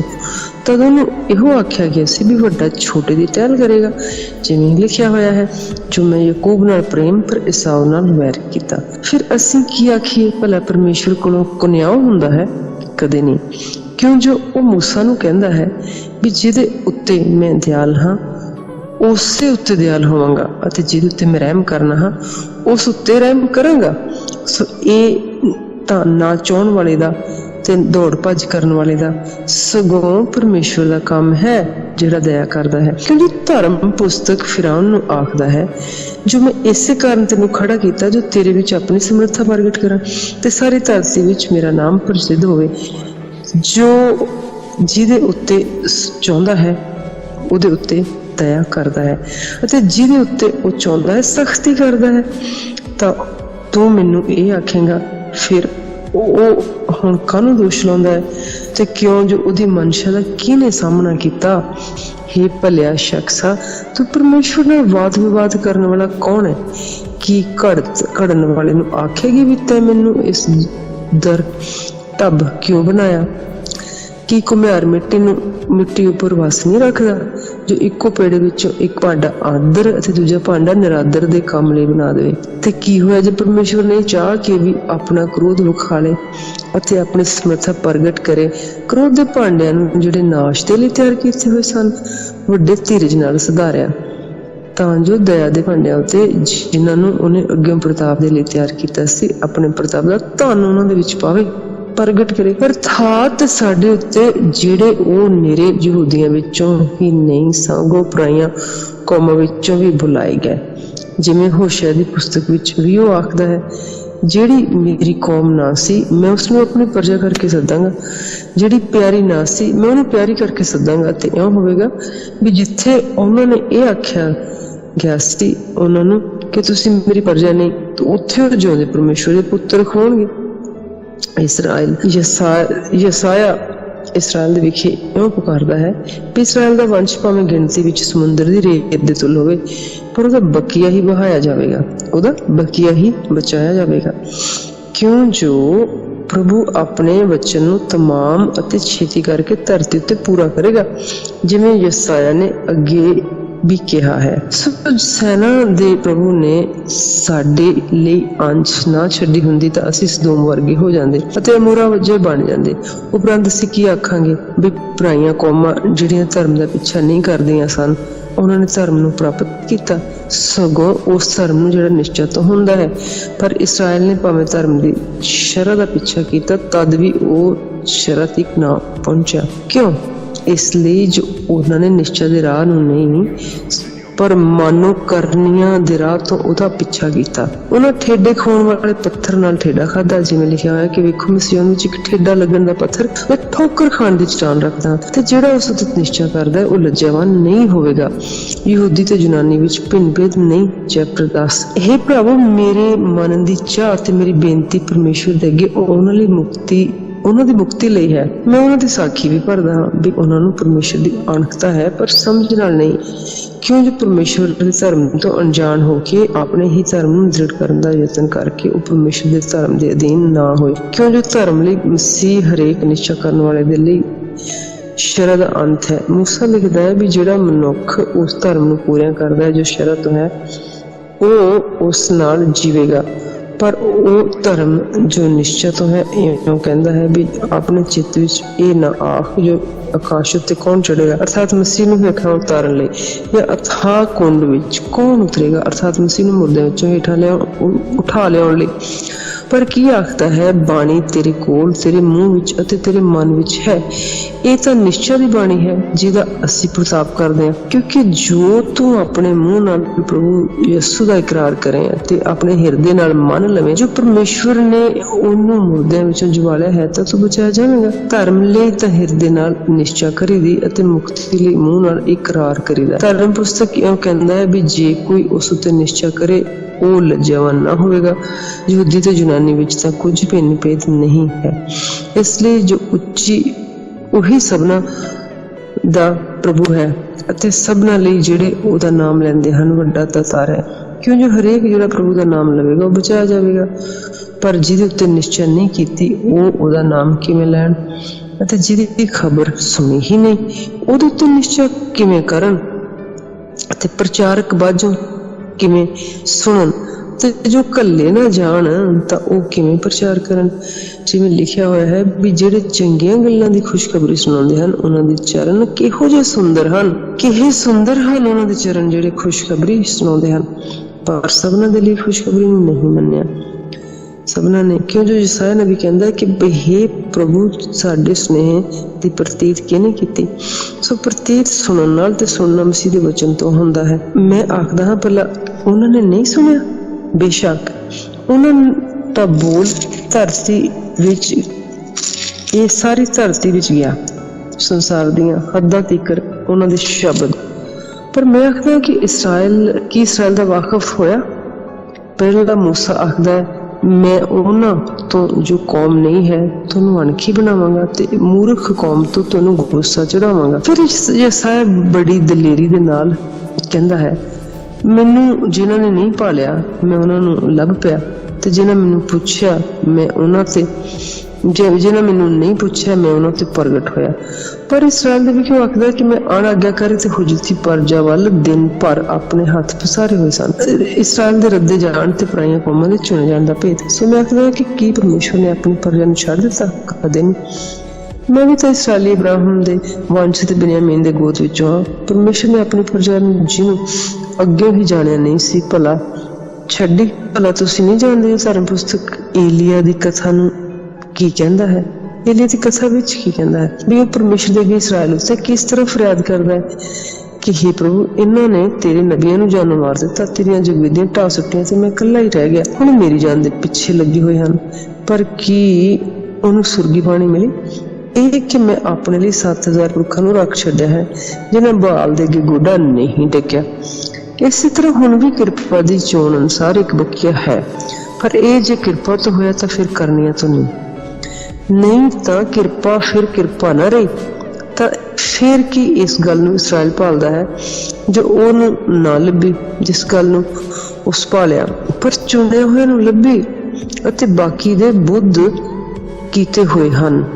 जिवें लिखिया होया है कि परमेश्वर ने अज तक उन्होंने सुस्त तबीयत दिती, अखां जो ना वेखण ते कंन जो ना सुनन। ते दाऊद आखदा है उन्हां दी मेज फाही ते फंदा ठोकर से बदला बन जावे। उन्हां दे अखां उत्ते हनेरा छा जावे भी ओ ना वेखण ते उन्हां दी पिठ सदा लई झुकाई जावे। उन्हां दी पिठ सदा लई झुकाई रख। उपरंत मैं आखदा भला उन्हां इस लई ठेडा खादा जो डिग पैण? नहीं, कदे नहीं। सगों उन्हां दी भुल दे कारण पराइयां कौमां नूं मुक्ति प्राप्त होई भी उन्हां नूं अणखी बनावे। जे उन्हां दी भुल संसार दा धन ते उन्हां दा घाटा पराइयां कौमां दा धन होया तां उन्हां दी भरपूरी की कुछ ना होवेगी। मैं तुसां पराई कौम वालियां नाल बोलदा हां, फिर मैं जो पराइयां कौमां दा रसूल हाँ मैं अपनी सेवा दी वडियाई करदा हाँ भी मैं किवें अपनी जद नूं अणखी बनावां ते उन्हां विचों कईयां नूं बचावां। क्योंकि जे उन्हां दा रद्दना संसार दा मिलाप होया है तां उन्हां दा कबूल कीते जाना मुर्दियां विचों जी उठण तों बिना होर की होएगा। ਅਤੇ जे पहला पेड़ा पवित्र है तो सारी तौण भी पवित्र है ਅਤੇ सारी तौण ही पवित्र होवेगी। जे जड़ पवित्र है तो डालियां भी पवित्र होणगीਆਂ। पर जे डाल विचों कुछ तोड़ियां गईयां ਹਨ ਤਾਂ तू ਕਿਹੜਾ जंगली जैतून से ਜਿਹੜਾ ਪਿਓਂਦ ਵਿੱਚ ਚਾੜਿਆ ਗਿਆ जिस दी जैतून दी जड़ दे रास्ता सांझी होया है। उन्हां डालियां तो घमंड ना कर, भावें तू घमंड करे भी तां तू जड़ नूं नहीं संभालदा। जे तू घमंड भी करे तां भी तू जड़ नूं नहीं संभालदा, पर जड़ तैनूं संभालदी है। फिर तू आखेगा डालियां इसलिए तोड़ियां गईयां भी मैं प्यों चाढ़िया जावां। अच्छा वो तो बेप्रतीति के कारण तोड़ियां गईयां, पर तू प्रतीत के कारण खलोता है। गर्व ना कर सगों डर, क्यों जो परमेश्वर ने असली डालियां नूं नहीं छड्डिया ते ना ही तैनूं भी छड्डेगा। सो परमेश्वर की दयालगी ते करड़ाई नूं वेख। करड़ाई उन्हां उत्ते जिहड़े डिग पए हन, पर परमेश्वर की दयालगी तेरे उत्ते जो तू उहदी दयालगी विच टिकिया रहे, नहीं तो तू भी वड्डिया जावेगा ते वो भी बेप्रतीति विच टिके ना रहन तां प्योंदे चाढ़े जाणगे। क्यों जो परमेश्वर नूं समर्था है कि उन्हां नूं फिर प्योंद चाढ़े। क्योंकि जे तू उस जैतून दे रुख नाल वड्डिया गया जिहड़ा सुभाव करके जंगली है ते सुभाव दे विरुद्ध चंगे जैतून दे रुख नूं प्योंद चाढ़िया गया, तां इह जिहड़ियां असली डालियां हन अपने जैतून दे रुख नूं किन्ना कुछ वध प्योंद ना चाढ़िया जाणगीਆਂ। ਹੁਣ ਇਹ ਭਰਾਵੋ ਕਿਤੇ ਉਹਨਾਂ ਹੋ ਜੇ ਤੁਸੀਂ ਆਪਣੀ ਜਾਂਚ ਵਿੱਚ ਸਿਆਣੇ ਬਣ ਬੈਠੋ। ਮੈਂ ਚਾਹੁੰਦਾ ਹਾਂ ਜੇ ਤੁਸੀਂ ਇਸ ਭੇਦ ਦੇ ਤੋਂ ਅਣਜਾਣ ਨਾ ਰਹੋ। ਅਸੀਂ ਕੁਝ ਕਠੋਰਤਾ ਇਸਰਾਇਲ ਦੇ ਉੱਤੇ ਬਈ ਕੁਝ ਕਠੋਰਤਾ ਇਸਰਾਇਲ ਉੱਤੇ ਆਣ ਪਈ ਹੈ ਤੇ ਪਈ ਰਹੇਗੀ ਜਿੰਨੇ ਚਿਰ ਪਰਾਈਆਂ ਕੌਮਾਂ ਦੀ ਭਰਪੂਰੀ ਨਾ ਹੋ ਲਵੇ। ਇਸੇ ਤਰ੍ਹਾਂ ਸਾਰਾ ਇਸਰਾਇਲ ਬਚ ਜਾਵੇਗਾ ਜਿਵੇਂ ਲਿਖਿਆ ਹੋਇਆ ਹੈ। ਇਸਰਾਇਲ ਦਾ ਛੁਡਾਉਣ ਵਾਲਾ ਸਿਯੋਨ ਤੋਂ ਨਿਕਲੇਗਾ, ਉਹ ਯਾਕੂਬ ਤੋਂ ਅਭਗਤੀ ਹਟਾਵੇਗਾ ਤੇ ਉਹਨਾਂ ਦੇ ਨਾਲ ਮੇਰਾ ਇਹ ਨਿਯਮ ਹੋਵੇਗਾ ਜਾਂ ਮੈਂ ਉਹਨਾਂ ਦੇ ਪਾਪ ਚੁੱਕ ਜਾਵਾਂਗਾ ਤਾਂ ਇੰਜੀਲ ਦੇ ਅਨੁਸਾਰ ਤੁਹਾਡੇ ਕਾਰਨ ਵੈਰੀ ਹਨ। ਇੰਜੀਲ ਦੇ ਅਨੁਸਾਰ ਉਹ ਤੁਹਾਡੇ ਕਾਰਨ ਵੈਰੀ ਹਨ, ਪਰ ਚੋਣ ਦੇ ਅਨੁਸਾਰ ਵੱਡਿਆਂ ਦੇ ਕਾਰਨ ਪਿਆਰੇ ਹਨ, ਕਿਉਂਕਿ ਪਰਮੇਸ਼ਵਰ ਦੀਆਂ ਦਾਤਾਂ ਤੇ ਸਦਾ ਅਟਲ ਹਨ। ਜਿਸ ਪ੍ਰਕਾਰ ਤੁਸੀਂ ਪਹਿਲਾਂ ਪਰਮੇਸ਼ਵਰ ਦੇ ਅਣਆਗਿਆਕਾਰੀ ਸੋ, ਪਰ ਹੁਣ ਉਹਦੀ ਆਗਿਆਕਾਰੀ ਦੇ ਕਾਰਨ ਤੁਹਾਡੇ ਤੇ ਦਇਆ ਕੀਤੀ ਗਈ ਹੈ, ਇਸੇ ਪ੍ਰਕਾਰ ਹੁਣ ਇਹ ਵੀ ਅਣਆਗਿਆਕਾਰ ਹੋਏ ਵੀ ਤੁਹਾਡੇ ਤੇ ਦਇਆ ਕੀਤੀ ਗਈ ਹੈ ਤੇ ਉਸੇ ਕਰਕੇ ਉਹਨਾਂ ਉੱਤੇ ਵੀ ਦਇਆ ਕੀਤੀ ਜਾਵੇ, ਜੋ ਪਰਮੇਸ਼ਰ ਨੇ ਸਭਨਾਂ ਨੂੰ ਇੱਕ ਸੰਗ ਕਰਕੇ ਅਣਆਗਿਆਕਾਰੀ ਦੇ ਬੰਧਨ ਵਿੱਚ ਬੰਨਿਆ ਤੇ ਉਹਨਾਂ ਉੱਤੇ ਦਇਆ ਕਰੇ। ਵਾਹ, ਪਰਮੇਸ਼ਰ ਦਾ ਧਨ ਤੇ ਬੁੱਧ ਤੇ ਗਿਆਨ ਕਿੱਡਾ ਡੂੰਘਾ ਹੈ, ਉਹਦੇ ਨਿਆਂ ਕਿੱਡੇ ਅਨਲੱਭ ਹਨ ਤੇ ਉਹਦੇ ਰਾਹ ਕਿੱਡੇ ਬਿਖੋਜ ਹਨ। ਪ੍ਰਭੂ ਦੀ ਬੁੱਧੀ ਨੂੰ ਕਿਹਨੇ ਜਾਣਿਆ, ਜਾਂ ਕੌਣ ਉਹਦਾ ਸਲਾਹੀ ਬਣਿਆ, ਅਥਵਾ ਕਿਸ ਪਹਿਲਾਂ ਉਹਨੂੰ ਕੁਝ ਦਿੱਤਾ ਵੀ ਜਿਹਦਾ ਉਹਨੂੰ ਮੁੜ ਕੇ ਬਦਲਾ ਦਿੱਤਾ ਜਾਵੇ। ਕਿਉਂ ਜੋ ਉਸ ਤੋਂ ਅਤੇ ਉਸ ਦੇ ਵਸੀਲੇ ਨਾਲ ਅਤੇ ਉਸੇ ਦੇ ਲਈ ਸਾਰੀਆਂ ਵਸਤਾਂ ਹੋਈਆਂ ਹਨ। ਉਸ ਦੀ ਵਡਿਆਈ ਜੁਗ ਜੁਗ ਹੋਵੇ, ਆਮੀਨ। ਮਸੀਹ ਵਰਤਾਰਾ ਚੈਪਟਰ 12। ਸੋ ਹੇ ਪ੍ਰਭੂ, ਮੈਂ ਪਰਮੇਸ਼ਰ ਦੀਆਂ ਰਹਿਮਤਾਂ ਦੀ ਖਾਤਰ ਤੁਹਾਡੇ ਅੱਗੇ ਬੇਨਤੀ ਕਰਦਾ ਵੀ ਤੁਸੀਂ ਆਪਣੇ ਦੇਹ ਨੂੰ ਜਿਉਂਦਾ ਤੇ ਪਵਿੱਤਰ ਤੇ ਪਰਮੇਸ਼ਰ ਨੂੰ ਭਾਉਣ ਦਾ ਬਲੀਦਾਨ ਕਰਕੇ ਚੜਾਓ। ਇਹ ਤੁਹਾਡੀ ਰੂਹਾਨੀ ਬੰਦਗੀ ਹੈ ਤੇ ਇਸ ਯੁੱਗ ਦੇ ਰੂਪ ਜਿਹੇ ਨਾ ਬਣੋ, ਸਗੋਂ ਆਪਣੇ ਬੁੱਧ ਦੇ ਨਵੇਂ ਹੋਣ ਕਰਕੇ ਹੋਰ ਸਰੂਪ ਵਿੱਚ ਬਦਲਦੇ ਜਾਓ, ਤਾਂ ਜੋ ਤੁਸੀਂ ਸਿਆਣ ਲਵੋ ਵੀ ਪਰਮੇਸ਼ਰ ਦੀ ਚੰਗੀ ਅਤੇ ਮਨ ਭਾਉਂਦੀ ਇੱਛਾ ਕੀ ਹੈ। ਮੈਂ ਤਾਂ ਉਸ ਕਿਰਪਾ ਤੋਂ ਜਿਹੜੀ ਮੈਨੂੰ ਦਾਨ ਹੋਈ ਤੁਹਾਡੇ ਵਿੱਚੋਂ ਹਰੇਕ ਨੂੰ ਆਖਦਾ ਵੀ ਉਹ ਆਪਣੇ ਆਪ ਨੂੰ ਜਿੰਨਾ ਚਾਹੀਦਾ ਹੈ ਉਸ ਤੋਂ ਵੱਧ ਨਾ ਸਮਝੇ, ਸਗੋਂ ਸੁਰਤ ਨਾਲ ਸਮਝੇ। ਜੇਕਰ ਪਰਮੇਸ਼ਰ ਨੇ ਮਿਣ ਕੇ ਹਰ ਇੱਕ ਨੂੰ ਨਿਸ਼ਚਾ ਵੰਡ ਦਿੱਤੀ, ਜਿਵੇਂ ਇੱਕ ਸਰੀਰ ਵਿੱਚ ਢੇਰ ਸਾਰੇ ਅੰਗ ਹਨ ਪਰ ਸਾਰੇ ਅੰਗਾਂ ਦਾ ਕੋਈ ਕੰਮ ਨਹੀਂ, ਤਿਵੇਂ ਅਸੀਂ ਜੋ ਢੇਰ ਸਾਰਿਆਂ ਮਸੀਹ ਵਿੱਚ ਮਿਲ ਕੇ ਇੱਕ ਸਰੀਰ ਬਣਦੇ ਹਾਂ ਤੇ ਇੱਕ ਇੱਕ ਕਰਕੇ ਇੱਕ ਦੂਏ ਦੇ ਅੰਗ ਹਾਂ। ਸੋ ਸਾਨੂੰ ਉਸ ਕਿਰਪਾ ਦੇ ਅਨੁਸਾਰ ਜੋ ਸਾਨੂੰ ਦਾਨ ਹੋਈ ਵੱਖੋ ਵੱਖਰੀਆਂ ਦਾਤਾਂ ਮਿਲੀਆਂ। ਫਿਰ ਜਿਵੇਂ ਨਬੂਵਤ ਹੋਵੇ ਜਾਂ ਆਪਣੀ ਨਿਸ਼ਚਾ ਦੇ ਸਮਾਨ ਨਬੂਵਤ ਕਰੀਏ, ਜੇ ਸੇਵਾ ਹੋਵੇ ਤਾਂ ਆਪਣੀ ਸੇਵਾ ਵਿੱਚ ਰਹੀਏ, ਜੇ ਸਿਖਾਉਣ ਵਾਲਾ ਹੋਵੇ ਤਾਂ ਸਿਖਾਉਣ ਦੇ ਕੰਮ, ਜੋ ਉਪਦੇਸ਼ਕ ਹੋਵੇ ਉਪਦੇਸ਼ ਕਰਨ ਵਿੱਚ, ਜਿਹੜਾ ਦਾਨ ਦੇਣ ਵਾਲਾ ਖੁੱਲ੍ਹੇ ਦਿਲ ਨਾਲ ਦਾਨ ਦੇਵੇ, ਉਪਕਾਰ ਤਰੱਦਦ ਨਾਲ ਹੋਵੇ, ਦਇਆ ਕਰਨ ਵਾਲਾ ਖੁਸ਼ੀ ਨਾਲ ਦਇਆ ਕਰੇ, ਪ੍ਰੇਮ ਨਿਸ਼ਕਪਟ ਹੋਵੇ, ਬੁਰਾਈ ਤੋਂ ਸੂਖ ਕਰੇ, ਭਲਾਈ ਨਾਲ ਮਿਲੇ ਰਹੋ, ਭਰਾਪਣ ਦੇ ਪ੍ਰੇਮ ਵਿੱਚ ਇੱਕ ਦੂਜੇ ਨਾਲ ਗੂੜਾ ਹਿੱਤ ਰੱਖੋ, ਆਦਰ ਵਿੱਚ ਇੱਕ ਦੂਜੇ ਨੂੰ ਚੰਗਾ ਸਮਝੋ, ਮਿਹਨਤ ਵਿੱਚ ਢਿੱਲੇ ਨਾ ਹੋਵੋ, ਆਤਮਾ ਵਿੱਚ ਸਰਗਰਮ ਰਹੋ, ਪ੍ਰਭੂ ਦੀ ਸੇਵਾ ਕਰਿਆ ਕਰੋ, ਆਸਾ ਵਿੱਚ ਆਨੰਦ ਅਤੇ ਵਿਪਤਾ ਵਿੱਚ ਧੀਰਜ ਕਰੋ, ਪ੍ਰਾਰਥਨਾ ਲਗਾਤਾਰ ਕਰਦੇ ਰਹੋ, ਸੰਤਾਂ ਦੀਆਂ ਲੋੜਾਂ ਦੀ ਸਾਂਝੀ ਬਣੋ, ਪ੍ਰਾਹੁਣਾਚਾਰੀ ਪੁੱਜ ਕੇ ਕਰੋ, ਆਪਣੇ ਦੁਖਦਾਈਆਂ ਨੂੰ ਅਸੀਸ ਦਿਓ, ਫਟਕਾਰੋ ਨਾ।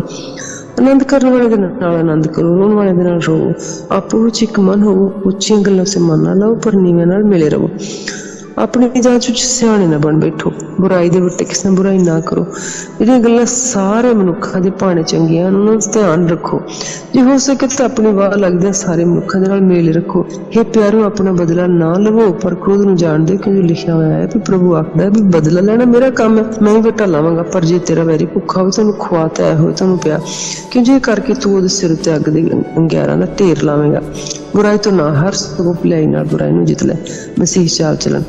ਹਰੇਕ ਪੁਰਾਣੀ ਹਕੂਮਤਾਂ ਦੇ ਦਿਨ ਰਹੇ, ਕਿਉਂਕਿ ਅਜਿਹੀ ਕੋਈ ਹਕੂਮਤ ਨਹੀਂ ਜਿਹੜੀ ਪਰਮੇਸ਼ਰ ਵੱਲੋਂ ਨਾ ਹੋਵੇ। ਜਿੰਨੀਆਂ ਹਕੂਮਤਾਂ ਹਨ ਪਰਮੇਸ਼ਰ ਠਹਿਰਾਈਆਂ ਹੋਈਆਂ ਹਨ ਤੇ ਇਸ ਲਈ ਜਿਹੜਾ ਹੁਕਮ ਦਾ ਸਾਹਮਣਾ ਕਰਦੇ ਪਰਮੇਸ਼ਰ ਇੰਤਜ਼ਾਮ ਦਾ ਸਾਹਮਣਾ ਕਰਦੇ ਤੇ ਜਿਹੜੇ ਸਾਹਮਣਾ ਕਰਦੇ ਹਨ ਉਹ ਦੰਡ ਭੋਗਣਗੇ। ਹਾਕਮ ਤਾਂ ਚੰਗੇ ਕੰਮ ਤੋਂ ਨਹੀਂ ਪਰ ਬੁਰੇ ਕੰਮ ਤੋਂ ਡਰਾਉਣ ਵਾਲੇ ਹੁੰਦੇ ਹਨ। ਕੀ ਤੂੰ ਹਾਕਮ ਤੋਂ ਡਰਨਾ ਨਹੀਂ ਚਾਹੁੰਦਾ? ਤਾਂ ਭਲਾ ਕਰ, ਫਿਰ ਉਹਦੀ ਵੱਲੋਂ ਤੇਰੀ ਸ਼ੋਭਾ ਹੋਵੇਗੀ, ਕਿਉਂ ਜੋ ਉਹ ਪਰਮੇਸ਼ਰ ਦਾ ਸੇਵਕ ਤੇਰੀ ਭਲਾਈ ਲਈ ਹੈ। ਕੀ ਭਲਾ ਜੇਕਰ ਤੂੰ ਬੁਰਾ ਕਰੇ ਤਾਂ ਡਰ, ਇਸ ਲਈ ਜੋ ਉਹ ਐਵੇਂ ਤਲਵਾਰ ਲਾਏ ਹੋਏ ਨਹੀਂ, ਉਹ ਤਾਂ ਪਰਮੇਸ਼ਰ ਦਾ ਸੇਵਕ ਹੈ ਵੀ ਕੁਧਰਮੀ ਨੂੰ ਸਜ਼ਾ ਦੇਵੇ। ਇਸ ਲਈ ਮੇਰਾ ਕ੍ਰੋਧ ਹੀ ਦੇ ਕਾਰਨ ਨਹੀਂ, ਸਗੋਂ ਅੰਤ ਕਰਨ ਵੀ ਦੇ ਕਾਰਨ ਅਧੀਨ ਹੋਣਾ ਲੋੜੀਂਦਾ ਹੈ। ਇਸ ਕਾਰਨ ਤੁਸੀਂ ਇਸੇ ਕਾਰਨ ਹਾਲਾ ਵੀ ਦਿੰਦੇ ਹੋ। ਉਹ ਇਸੇ ਕੰਮ ਵਿੱਚ ਰੁੱਝੇ ਰਹਿੰਦੇ ਹਨ ਅਤੇ ਪਰਮੇਸ਼ਰ ਦੇ ਖਾਦਮ ਹਨ। ਸਭ ਨੂੰ ਹੱਕ ਭਰ ਦਿਓ, ਜਿਸ ਨੂੰ ਹਾਲਾ ਚਾਹੀਦਾ ਹਾਲਾ ਦਿਓ, ਜਿਹਨੂੰ ਮਸੂਲ ਚਾਹੀਦਾ ਮਸੂਲ ਦਿਓ, ਜਿਹਦੇ ਕੋਲ ਡਰਨਾ ਚਾਹੀਦਾ ਡਰੋ, ਜਿਹਦਾ ਆਦਰ ਕਰਨਾ ਚਾਹੀਦਾ ਆਦਰ ਕਰੋ। ਇੱਕ ਦੂਜੇ ਨਾਲ ਪਿਆਰ ਕਰਨ ਤੋਂ ਬਿਨਾਂ ਇੱਕ ਦੂਜੇ ਦੇ ਕਰਜ਼ਦਾਰ ਨਾ ਰਹੋ, ਕਿਉਂਕਿ ਜਿਹੜਾ ਇੱਕ ਦੂਜੇ ਦੇ ਨਾਲ ਪਿਆਰ ਕਰਦਾ ਉਹਨੇ ਸ਼ਰ੍ਹਾਂ ਨੂੰ ਪੂਰਾ ਕੀਤਾ ਹੈ। ਬਈ ਇਹ ਜਨਾਹ ਨਾ ਕਰ, ਖੂਨ ਨਾ ਕਰ, ਚੋਰੀ ਨਾ ਕਰ, ਲੋਭ ਨਾ ਕਰ। ਕੋਈ ਹੋਰ ਵੀ ਹੁਕਮ ਹੋਵੇ ਤਾਂ ਸਭ ਦਾ ਤਾਤਪਰਜ ਇੰਨੀ ਗੱਲ ਵਿੱਚ ਹੈ ਵੀ ਤੂੰ ਆਪਣੇ ਗੁਆਂਢੀ ਨੂੰ ਆਪਣੇ ਜਿਹਾ ਪਿਆਰ ਕਰ। ਪਿਆਰ ਗੁਆਂਢੀ ਦਾ ਕੁਝ ਬੁਰਾ ਨਹੀਂ ਕਰਦਾ, ਇਸ ਕਰਕੇ ਪਿਆਰ ਸ਼ਰ੍ਹਾ ਦਾ ਪੂਰਾ ਕਰਨਾ ਹੈ। ਤੁਸੀਂ ਆਪਣਾ ਸਮਾਂ ਜਾਣਦੇ ਜੋ ਹੁਣ ਨੀਂਦਰ ਤੋਂ ਜਾਗਣ ਦਾ ਵੇਲਾ ਆ ਪੁੱਜਿਆ, ਕਿਉਂਕਿ ਜਿਸ ਵੇਲੇ ਸਾਨੂੰ ਨਿਸ਼ਚੈ ਕੀਤੀ ਉਸ ਵੇਲੇ ਨਾਲੋਂ ਸਾਡੀ ਮੁਕਤੀ ਹੁਣ ਨੇੜੇ ਹੈ। ਰਾਤ ਬਹੁਤ ਬੀਤ ਗਈ, ਦਿਨ ਚੜ੍ਹਨ ਵਾਲਾ, ਇਸ ਲਈ ਹਨੇਰੇ ਦੇ ਕੰਮ ਛੱਡ ਦਿਓ, ਚਾਨਣ ਦੀ ਸੰਜੋਗ ਪਹਿਨ ਲਓ। ਭਲਮਾਨਸੂ ਦੇ ਨਾਲ ਚੱਲੀਏ ਜਿਵੇਂ ਦਿਨੇ ਚੱਲੀਦਾ ਹੈ, ਨਾ ਬਦਮਸਤੀਆਂ, ਨਾ ਨਸ਼ਿਆਂ ਵਿੱਚ, ਨਾ ਹਰਾਮਕਾਰੀਆਂ ਵਿੱਚ, ਨਾ ਲੁਚਪੁਣਿਆਂ ਵਿੱਚ, ਨਾ ਝਗੜਿਆਂ ਫਸਾਦਾਂ ਵਿੱਚ, ਨਾ ਹਸਦ ਵਿੱਚ, ਸਗੋਂ ਪ੍ਰਭੂ ਯਿਸੂ ਮਸੀਹ ਨੂੰ ਪਹਿਨ ਲਓ। ਸਰੀਰ ਦੇ ਵਿਸ਼ਿਆਂ ਲਈ ਕੋਈ ਤਰੱਦਦ ਨਾ ਕਰੋ। ਠੋਕਰ ਤੋਂ ਬਚਣਾ, ਠੋਕਰ ਖਵਾਉਣ ਤੋਂ ਬਚਣਾ। ਚੈਪਟਰ 14। ਜਿਹੜਾ ਕੋਈ ਨਿਸ਼ਚੈ ਵਿੱਚ ਕੱਚਾ ਹੈ ਉਹਨੂੰ ਆਪਣੀ ਸੰਗਤ ਵਿੱਚ ਰਲਾ ਤਾਂ ਲਓ, ਪਰ ਭਰਮਾਂ ਦੇ ਵਿਖੇ ਫੈਸਲੇ ਕਰਨ ਲਈ ਨਹੀਂ। ਇੱਕ ਨੂੰ ਨਿਸ਼ਚਾ ਹੈ ਵੀ ਹਰ ਵਸਤ ਦਾ ਖਾਣਾ ਯੋਗ ਹੈ, ਪਰ ਜਿਹੜਾ ਕੱਚਾ ਹੈ ਉਹ ਸਾਗ ਪੱਤ ਖਾਂਦਾ ਹੈ। ਪਰ ਜਿਹੜਾ ਖਾਣ ਵਾਲਾ ਹੈ ਉਹ ਨਾ ਖਾਣ ਵਾਲੇ ਨੂੰ ਤੁੱਛ ਨਾ ਜਾਣੇ, ਜਿਹੜਾ ਨਾ ਖਾਣ ਵਾਲਾ ਉਹ ਖਾਣ ਵਾਲੇ ਤੇ ਦੋਸ਼ ਨਾ ਲਾਵੇ। ਕਿਉਂ ਜੋ ਪਰਮੇਸ਼ਰ ਨੇ ਉਹਨੂੰ ਕਬੂਲ ਕਰ ਲਿਆ ਹੈ, ਤੂੰ ਪਰਾਏ ਟਹਿਲੂਏ ਉੱਤੇ ਦੋਸ਼ ਲਾਉਣ ਵਾਲਾ ਕੌਣ ਹੈ?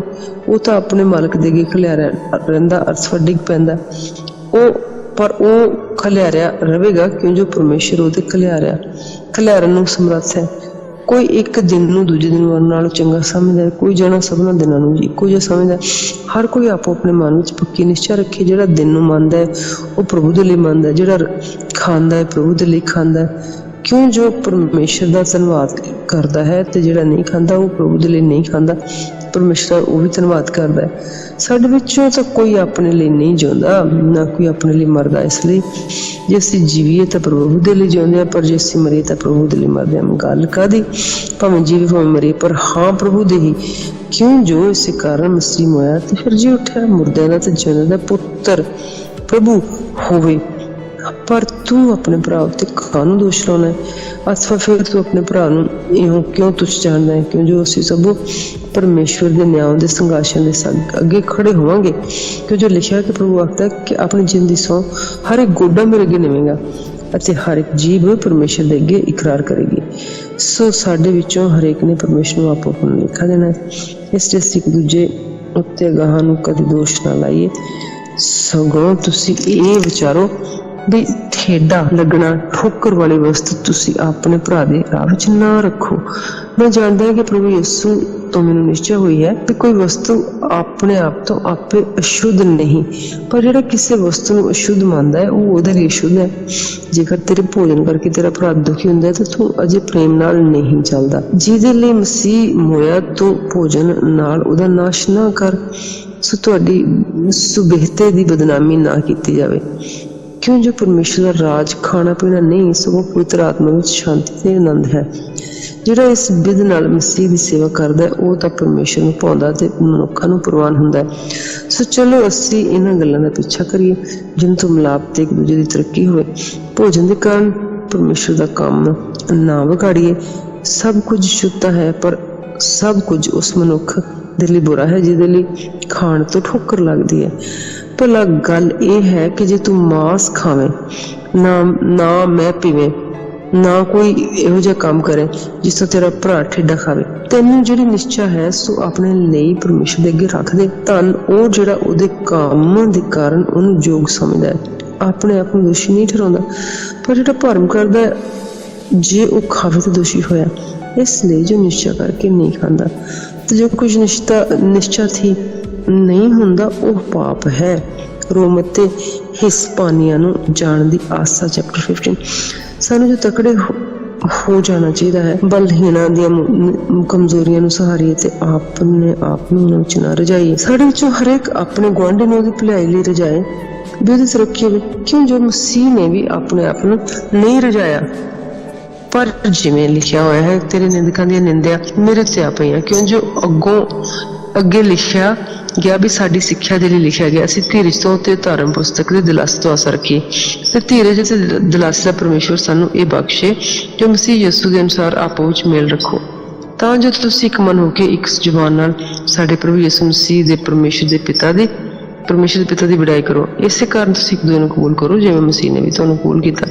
ਪਰਮੇਸ਼ਰ ਦੀ ਵਡਿਆਈ ਮੈਂ ਆਖਦਾ ਵੀ ਮਸੀਹ ਪਰਮੇਸ਼ਰ ਦੀ ਸੱਚਾਈ ਤੇ ਨਮਿਤ ਸੁਨਤੀਆਂ ਦਾ ਸੇਵਕ ਬਣਿਆ, ਤਾਂ ਜੋ ਉਹ ਉਹਨਾਂ ਵਚਨਾਂ ਨੂੰ ਜਿਹੜੇ ਪਿਤਰਾਂ ਨੂੰ ਦਿੱਤੇ ਹੋਏ ਹਨ ਪੂਰੇ ਕਰੇ ਅਤੇ ਪਰਾਈਆਂ ਕੌਮਾਂ ਰਹਿਮ ਦੇ ਲਈ ਪਰਮੇਸ਼ਰ ਦੀ ਵਡਿਆਈ ਕਰਨ ਜਿਵੇਂ ਲਿਖਿਆ ਹੋਇਆ ਹੈ। ਇਸੇ ਕਾਰਨ ਮੈਂ ਪਰਾਈਆਂ ਕੌਮਾਂ ਵਿੱਚ ਤੇਰੀ ਵਡਿਆਈ ਕਰਾਂਗਾ ਅਤੇ ਤੇਰੇ ਨਾਮ ਦਾ ਜਸ ਗਾਵਾਂਗਾ। ਫਿਰ ਕਹਿੰਦਾ ਹੈ, ਹੇ ਭਰਾਈਓ ਕੌਮੋ, ਉਹਦੀ ਪਰਜਾ ਨਾਲ ਖੁਸ਼ੀ ਕਰੋ ਅਤੇ ਫਿਰ ਇਹ ਸਾਰੇ ਕੌਮੋਂ ਪ੍ਰਭੂ ਦੀ ਉਸਤਤ ਕਰੋ ਤੇ ਸਾਰੇ ਲੋਕ ਉਹਦੇ ਗੁਣ ਗਾਉਣ। ਫਿਰ ਯਸਾਇਆ ਆਖਦਾ ਹੈ, ਯੱਸੀ ਦੀ ਜੜ ਪ੍ਰਗਟ ਹੋਵੇਗੀ ਅਤੇ ਜਿਹੜਾ ਕੌਮਾਂ ਉੱਤੇ ਹੁਕੂਮਤ ਕਰਨ ਲਈ ਉੱਠਣ ਵਾਲਾ ਹੈ ਉਹਦੇ ਉੱਤੇ ਕੌਮਾਂ ਆਸਾ ਰੱਖਣਗੀਆਂ। ਹੁਣ ਆਸਾ ਦਾ ਪਰਮੇਸ਼ਰ ਤੁਹਾਨੂੰ ਨਿਸ਼ਚਾ ਦੇ ਵਸੀਲੇ ਨਾਲ ਸਾਰੇ ਆਨੰਦ ਅਤੇ ਸ਼ਾਂਤੀ ਨਾਲ ਭਰ ਦੇਵੇ ਤੇ ਤੁਸੀਂ ਪਵਿੱਤਰ ਆਤਮਾ ਦੀ ਸਮਰੱਥ ਨਾਲ ਆਸਾ ਵਿੱਚ ਵੱਧਦੇ ਜਾਵੋ। ਇਹ ਮੇਰੇ ਭਰਾਵੋ, ਮੈਂ ਆਪ ਵੀ ਤੁਹਾਡੇ ਵਿਖੇ ਯਕੀਨ ਰੱਖਦਾ ਹਾਂ ਵੀ ਤੁਸੀਂ ਆਪ ਭਲਾਈ ਨਾਲ ਪੂਰੇ ਅਤੇ ਸਾਰੇ ਗਿਆਨ ਨਾਲ ਭਰੇ ਹੋਏ ਹੋ ਔਰ ਇੱਕ ਦੂਜੇ ਨੂੰ ਸਿਖਾ ਸਕਦੇ ਹੋ। ਪਰ ਮੈਂ ਤੁਹਾਨੂੰ ਫਿਰ ਚੇਤਾ ਕਰਾਉਣ ਲਈ ਕਿਤੇ ਕਿਤੇ ਹੋਰ ਵੀ ਦਲੇਰੀ ਨਾਲ ਤੁਹਾਨੂੰ ਉਸ ਕਿਰਪਾ ਦੇ ਕਾਰਨ ਲਿਖਦਾ ਹਾਂ ਜਿਹੜੀ ਮੈਨੂੰ ਪਰਮੇਸ਼ਰ ਵੱਲੋਂ ਬਖਸ਼ੀ ਗਈ, ਵੀ ਮੈਂ ਪਰਮੇਸ਼ਰ ਦੀ ਖੁਸ਼ਖਬਰੀ ਵਿੱਚ ਜਾਜਕ ਪੁਣੇ ਦਾ ਕੰਮ ਕਰਦਿਆਂ ਪਰਾਈਆਂ ਕੌਮਾਂ ਦੇ ਲਈ ਮਸੀਹ ਦਾ ਸੇਵਕ ਹੋਵਾਂ, ਤਾਂ ਜੋ ਪਰਾਈਆਂ ਕੌਮਾਂ ਦਾ ਚੜਾਇਆ ਜਾਣਾ ਪਵਿੱਤਰ ਆਤਮਾ ਦੇ ਵਸੀਲੇ ਨਾਲ ਪਵਿੱਤਰ ਬਣ ਕੇ ਪ੍ਰਵਾਨ ਹੋਵੇ। ਸੋ ਪਰਮੇਸ਼ਰੀ ਗੱਲਾਂ ਦੇ ਵਿਖੇ ਮੈਨੂੰ ਮਸੀਹ ਯਿਸੂ ਵਿੱਚ ਅਭਿਮਾਨ ਕਰਨ ਦਾ ਵੇਲਾ ਹੈ, ਕਿਉਂ ਜੋ ਮੇਰਾ ਹਿਆਉ ਨਹੀਂ ਪੈਂਦਾ ਜੋ ਮੈਂ ਹੋਰਨਾਂ ਕੰਮਾਂ ਦੀ ਗੱਲ ਕਰਾਂ, ਬਿਨਾਂ ਉਹਨਾਂ ਦੇ ਜਿਹੜੇ ਮਸੀਹ ਨੇ ਪਰਾਈਆਂ ਕੌਮਾਂ ਨੂੰ ਆਗਿਆਕਾਰ ਕਰਨ ਲਈ ਵਚਨ ਅਤੇ ਕਰਨੀ ਤੋਂ ਨਿਸ਼ਾਨੀਆਂ ਤੇ ਕਰਾਮਾਤ ਦੀ ਸ਼ਕਤੀ ਨਾਲ ਤੇ ਪਵਿੱਤਰ ਆਤਮਾ ਦੀ ਸਮਰੱਥਾ ਨਾਲ ਮੇਰੇ ਹੱਥੀਂ ਕੀਤੇ ਹਨ। ਇੱਥੋਂ ਥੋੜ੍ਹੀ ਜੋ ਮੈਂ ਯਰੂਸ਼ਲਮ ਤੋਂ ਲੈ ਕੇ 4 ਚੁਫੇਰੇ ਇਲਰਿਕੁਨ ਤੀਕ ਮਸੀਹ ਦੀ ਖੁਸ਼ਖਬਰੀ ਦਾ ਪੂਰਾ ਪ੍ਰਚਾਰ ਕੀਤਾ। ਹਾਂ, ਮੈਂ ਇਹ ਚਾਹ ਕੀਤੀ ਵੀ ਜਿੱਥੇ ਮਸੀਹ ਦਾ ਨਾਂ ਨਹੀਂ ਲਿਆ ਗਿਆ ਉੱਥੇ ਖੁਸ਼ਖਬਰੀ ਸੁਣਾਵਾਂ, ਤਾਂ ਇਉਂ ਨਾ ਹੋਵੇ ਜੋ ਕਿਤੇ ਕਿਸੇ ਹੋਰ ਦੀ ਨੀਂਹ ਉੱਤੇ ਉਸਾਰੀ ਕਰਾਂ। ਸਗੋਂ ਜਿਵੇਂ ਲਿਖਿਆ ਹੋਇਆ ਹੈ, ਜਿਨ੍ਹਾਂ ਨੂੰ ਉਹਦੀ ਖੁਸ਼ਖਬਰੀ ਨਹੀਂ ਹੋਈ ਉਹ ਵੇਖਣਗੇ ਅਤੇ ਜਿਨ੍ਹਾਂ ਨੇ ਨਹੀਂ ਸੁਣਿਆ ਉਹ ਸਮਝਣਗੇ। ਇਸੇ ਕਰਕੇ ਮੈਂ ਤੁਹਾਡੇ ਕੋਲ ਆਉਣ ਤੋਂ ਕਈ ਵਾਰੀ ਅਟਕ ਗਿਆ, ਪਰ ਹੁਣ ਜਦੋਂ ਇਹਨਾਂ ਦੇਸ਼ਾਂ ਵਿੱਚ ਮੇਰੇ ਲਈ ਹੋਰ ਥਾਂ ਨਾ ਰਿਹਾ ਤਾਂ ਬਹੁਤ ਵਰ੍ਹਿਆਂ ਤੋਂ ਮੈਂ ਤੁਹਾਡੇ ਕੋਲ ਆਉਣ ਦੀ ਚਾਹ ਵੀ ਰੱਖਦਾ ਹਾਂ। ਮੈਂ ਕਦੇ ਹਿਸਪਾਨੀਆ ਨੂੰ ਜਾਵਾਂ ਤੇ ਮੈਂ ਆਸਾ ਰੱਖਦਾ ਵੀ ਉੱਧਰ ਜਾਂਦੇ ਹੋਏ ਤੁਹਾਡਾ ਦਰਸ਼ਨ ਕਰਾਂ। ਪਹਿਲਾਂ ਮੇਰਾ ਜੀ ਤੁਹਾਡੀ ਸੰਗਤ ਨਾਲ ਕੁਝ ਤ੍ਰਿਪਤ ਹੋਵੇ ਤਾਂ ਤੁਹਾਨੂੰ ਉੱਧਰ ਨੂੰ ਪਹੁੰਚਾਇਆ ਜਾਵਾਂ, ਪਰ ਹਾਲੀ ਮੈਂ ਸੰਤਾਂ ਦੀ ਸੇਵਾ ਕਰਨ ਲਈ ਯਰੂਸ਼ਲਮ ਜਾਂਦਾ, ਕਿਉਂ ਜੋ ਮਕਦੂਨੀਆ ਤੇ ਅਖਾਇਆ ਦੇ ਲੋਕਾਂ ਦੀ ਭਾਉਣੀ ਹੋਈ ਵੀ ਯਰੂਸ਼ਲਮ ਦੇ ਸੰਤਾਂ ਵਿੱਚੋਂ ਉਹਨਾਂ ਲਈ ਜਿਹੜੇ ਗਰੀਬ ਹਨ ਚੰਦਾ ਉਗਰਾਹੀ ਕਰਨ। ਹਾਂ, ਇਹ ਉਹਨਾਂ ਦੀ ਭਾਉਣੀ ਹੋਈ ਅਤੇ ਉਹ ਇਹਨਾਂ ਦੇ ਕਰਜ਼ਦਾਰ ਵੀ ਹਨ, ਕਿਉਂ ਜੋ ਪਰਾਈਆਂ ਕੌਮਾਂ ਇਹਨਾਂ ਦੀਆਂ ਆਤਮਿਕ ਗੱਲਾਂ ਵਿੱਚ ਸਾਂਝੀ ਹੋਈਆਂ, ਤਾਂ ਉਹਨਾਂ ਨੂੰ ਵੀ ਚਾਹੀਦਾ ਵੀ ਸਰੀਰਕ ਅਵਸਥਾ ਨਾਲ ਇਹਨਾਂ ਦੀ ਸੇਵਾ ਕਰਨ। ਜੋ ਇਸ ਕੰਮ ਨੂੰ ਸਿਰੇ ਚਾੜ ਲਵਾਂ ਤੇ ਇਸ ਫਲ ਨੂੰ ਸੋਗੀ ਨਾਲ ਉਹਨਾਂ ਦੇ ਹਵਾਲੇ ਕਰ ਦਿਆਂ, ਤਾਂ ਮੈਂ ਤੁਹਾਡੇ ਕੋਲੋਂ ਹੋ ਕੇ ਅਗਾਹਾਂ ਹਿਸਪਾਨੀਆ ਨੂੰ ਜਾਵਾਂਗਾ ਅਤੇ ਮੈਂ ਜਾਣਦਾ ਹਾਂ ਵੀ ਤੁਹਾਡੇ ਕੋਲ ਜਦੋਂ ਆਵਾਂਗਾ ਤਦੋਂ ਮਸੀਹ ਦੀ ਬਰਕਤ ਦੀ ਭਰਪੂਰੀ ਲੈ ਕੇ ਆਵਾਂਗਾ। ਹੁਣ ਹੇ ਭਰਾਵੋ, ਸਾਡੇ ਪ੍ਰਭੂ ਯਿਸੂ ਮਸੀਹ ਦੇ ਨਿਮਿਤ ਔਰ ਆਤਮਾ ਦੇ ਪ੍ਰੇਮ ਦੇ ਨਿਮਿਤ ਮੈਂ ਤੁਹਾਡੀ ਇਹ ਮਿੰਨਤ ਕਰਦਾ ਵੀ ਤੁਸੀਂ ਪਰਮੇਸ਼ਰ ਦੇ ਅੱਗੇ ਮੇਰੇ ਲਈ ਪ੍ਰਾਰਥਨਾ ਕਰਨ ਵਿੱਚ ਮੇਰੇ ਨਾਲ ਯਤਨ ਕਰੋ ਵੀ ਉਹਨਾਂ ਤੋਂ ਜਿਹੜੇ ਯਹੂਦੀਆਂ ਵਿੱਚ ਬੇਪਰਦੀਤੇ ਹਨ ਮੈਂ ਬਚਾਇਆ ਜਾਵਾਂ। ਨਾਲੇ ਮੇਰੀ ਉਹ ਸੇਵਾ ਜੋ ਯਰੂਸ਼ਲਮ ਦੇ ਲਈ ਹੋਣ ਵਾਲੀ ਹੈ ਸੋ ਸੰਤਾਂ ਨੂੰ ਪ੍ਰਵਾਨ ਹੋਵੇ, ਤਾਂ ਜੋ ਮੈਂ ਪਰਮੇਸ਼ਰ ਦੀ ਇੱਛਾ ਨਾਲ ਤੁਹਾਡੇ ਕੋਲ ਆਨੰਦ ਨਾਲ ਆਵਾਂ ਤੇ ਤੁਹਾਡੇ ਨਾਲ ਸੁਖ ਪਾਵਾਂ। ਹੁਣ ਸ਼ਾਂਤੀ ਦਾ ਤਾਂ ਪਰਮੇਸ਼ਰ ਤੁਹਾਡੇ ਸਭਨਾਂ ਦੇ ਸੰਗ ਹੋਵੇ। ਆਮੀਨ। ਰੋਮ ਦੇ ਬੇਲੀਆਂ ਲਈ ਪ੍ਰਣਾਮ। ਚੈਪਟਰ 16। ਮੈਂ ਤੁਹਾਨੂੰ ਫੀਬੀ ਦੀ ਸੌਪਨਾ ਕਰਦਾ ਹਾਂ, ਜਿਹੜੀ ਸਾਡੀ ਭੈਣ ਅਤੇ ਕਲੀਸਿਆ ਦੀ ਸੇਵਕਾ ਹੈ ਜੋ ਕੰਖਰਿਆ ਵਿੱਚ ਹੈ। ਤੁਸੀਂ ਉਸ ਦਾ ਪ੍ਰਭੂ ਵਿੱਚ ਆਦਰ ਭਾਵ ਕਰੋ ਜਿਸ ਤਰ੍ਹਾਂ ਸੰਤਾਂ ਨੂੰ ਯੋਗ ਹੈ, ਅਤੇ ਜਿਸ ਕੰਮ ਵਿੱਚ ਉਹਨੂੰ ਤੁਹਾਡੀ ਲੋੜ ਹੈ ਤੁਸੀਂ ਉਸ ਦੀ ਸਹਾਇਤਾ ਕਰੋ, ਕਿਉਂਕਿ ਉਹ ਵੀ ਆਪ ਬਹੁਤਿਆਂ ਦੀ ਸਗੋਂ ਮੇਰੀ ਵੀ ਉਪਕਾਰਨ ਬਣ ਚੁੱਕੀ ਹੈ।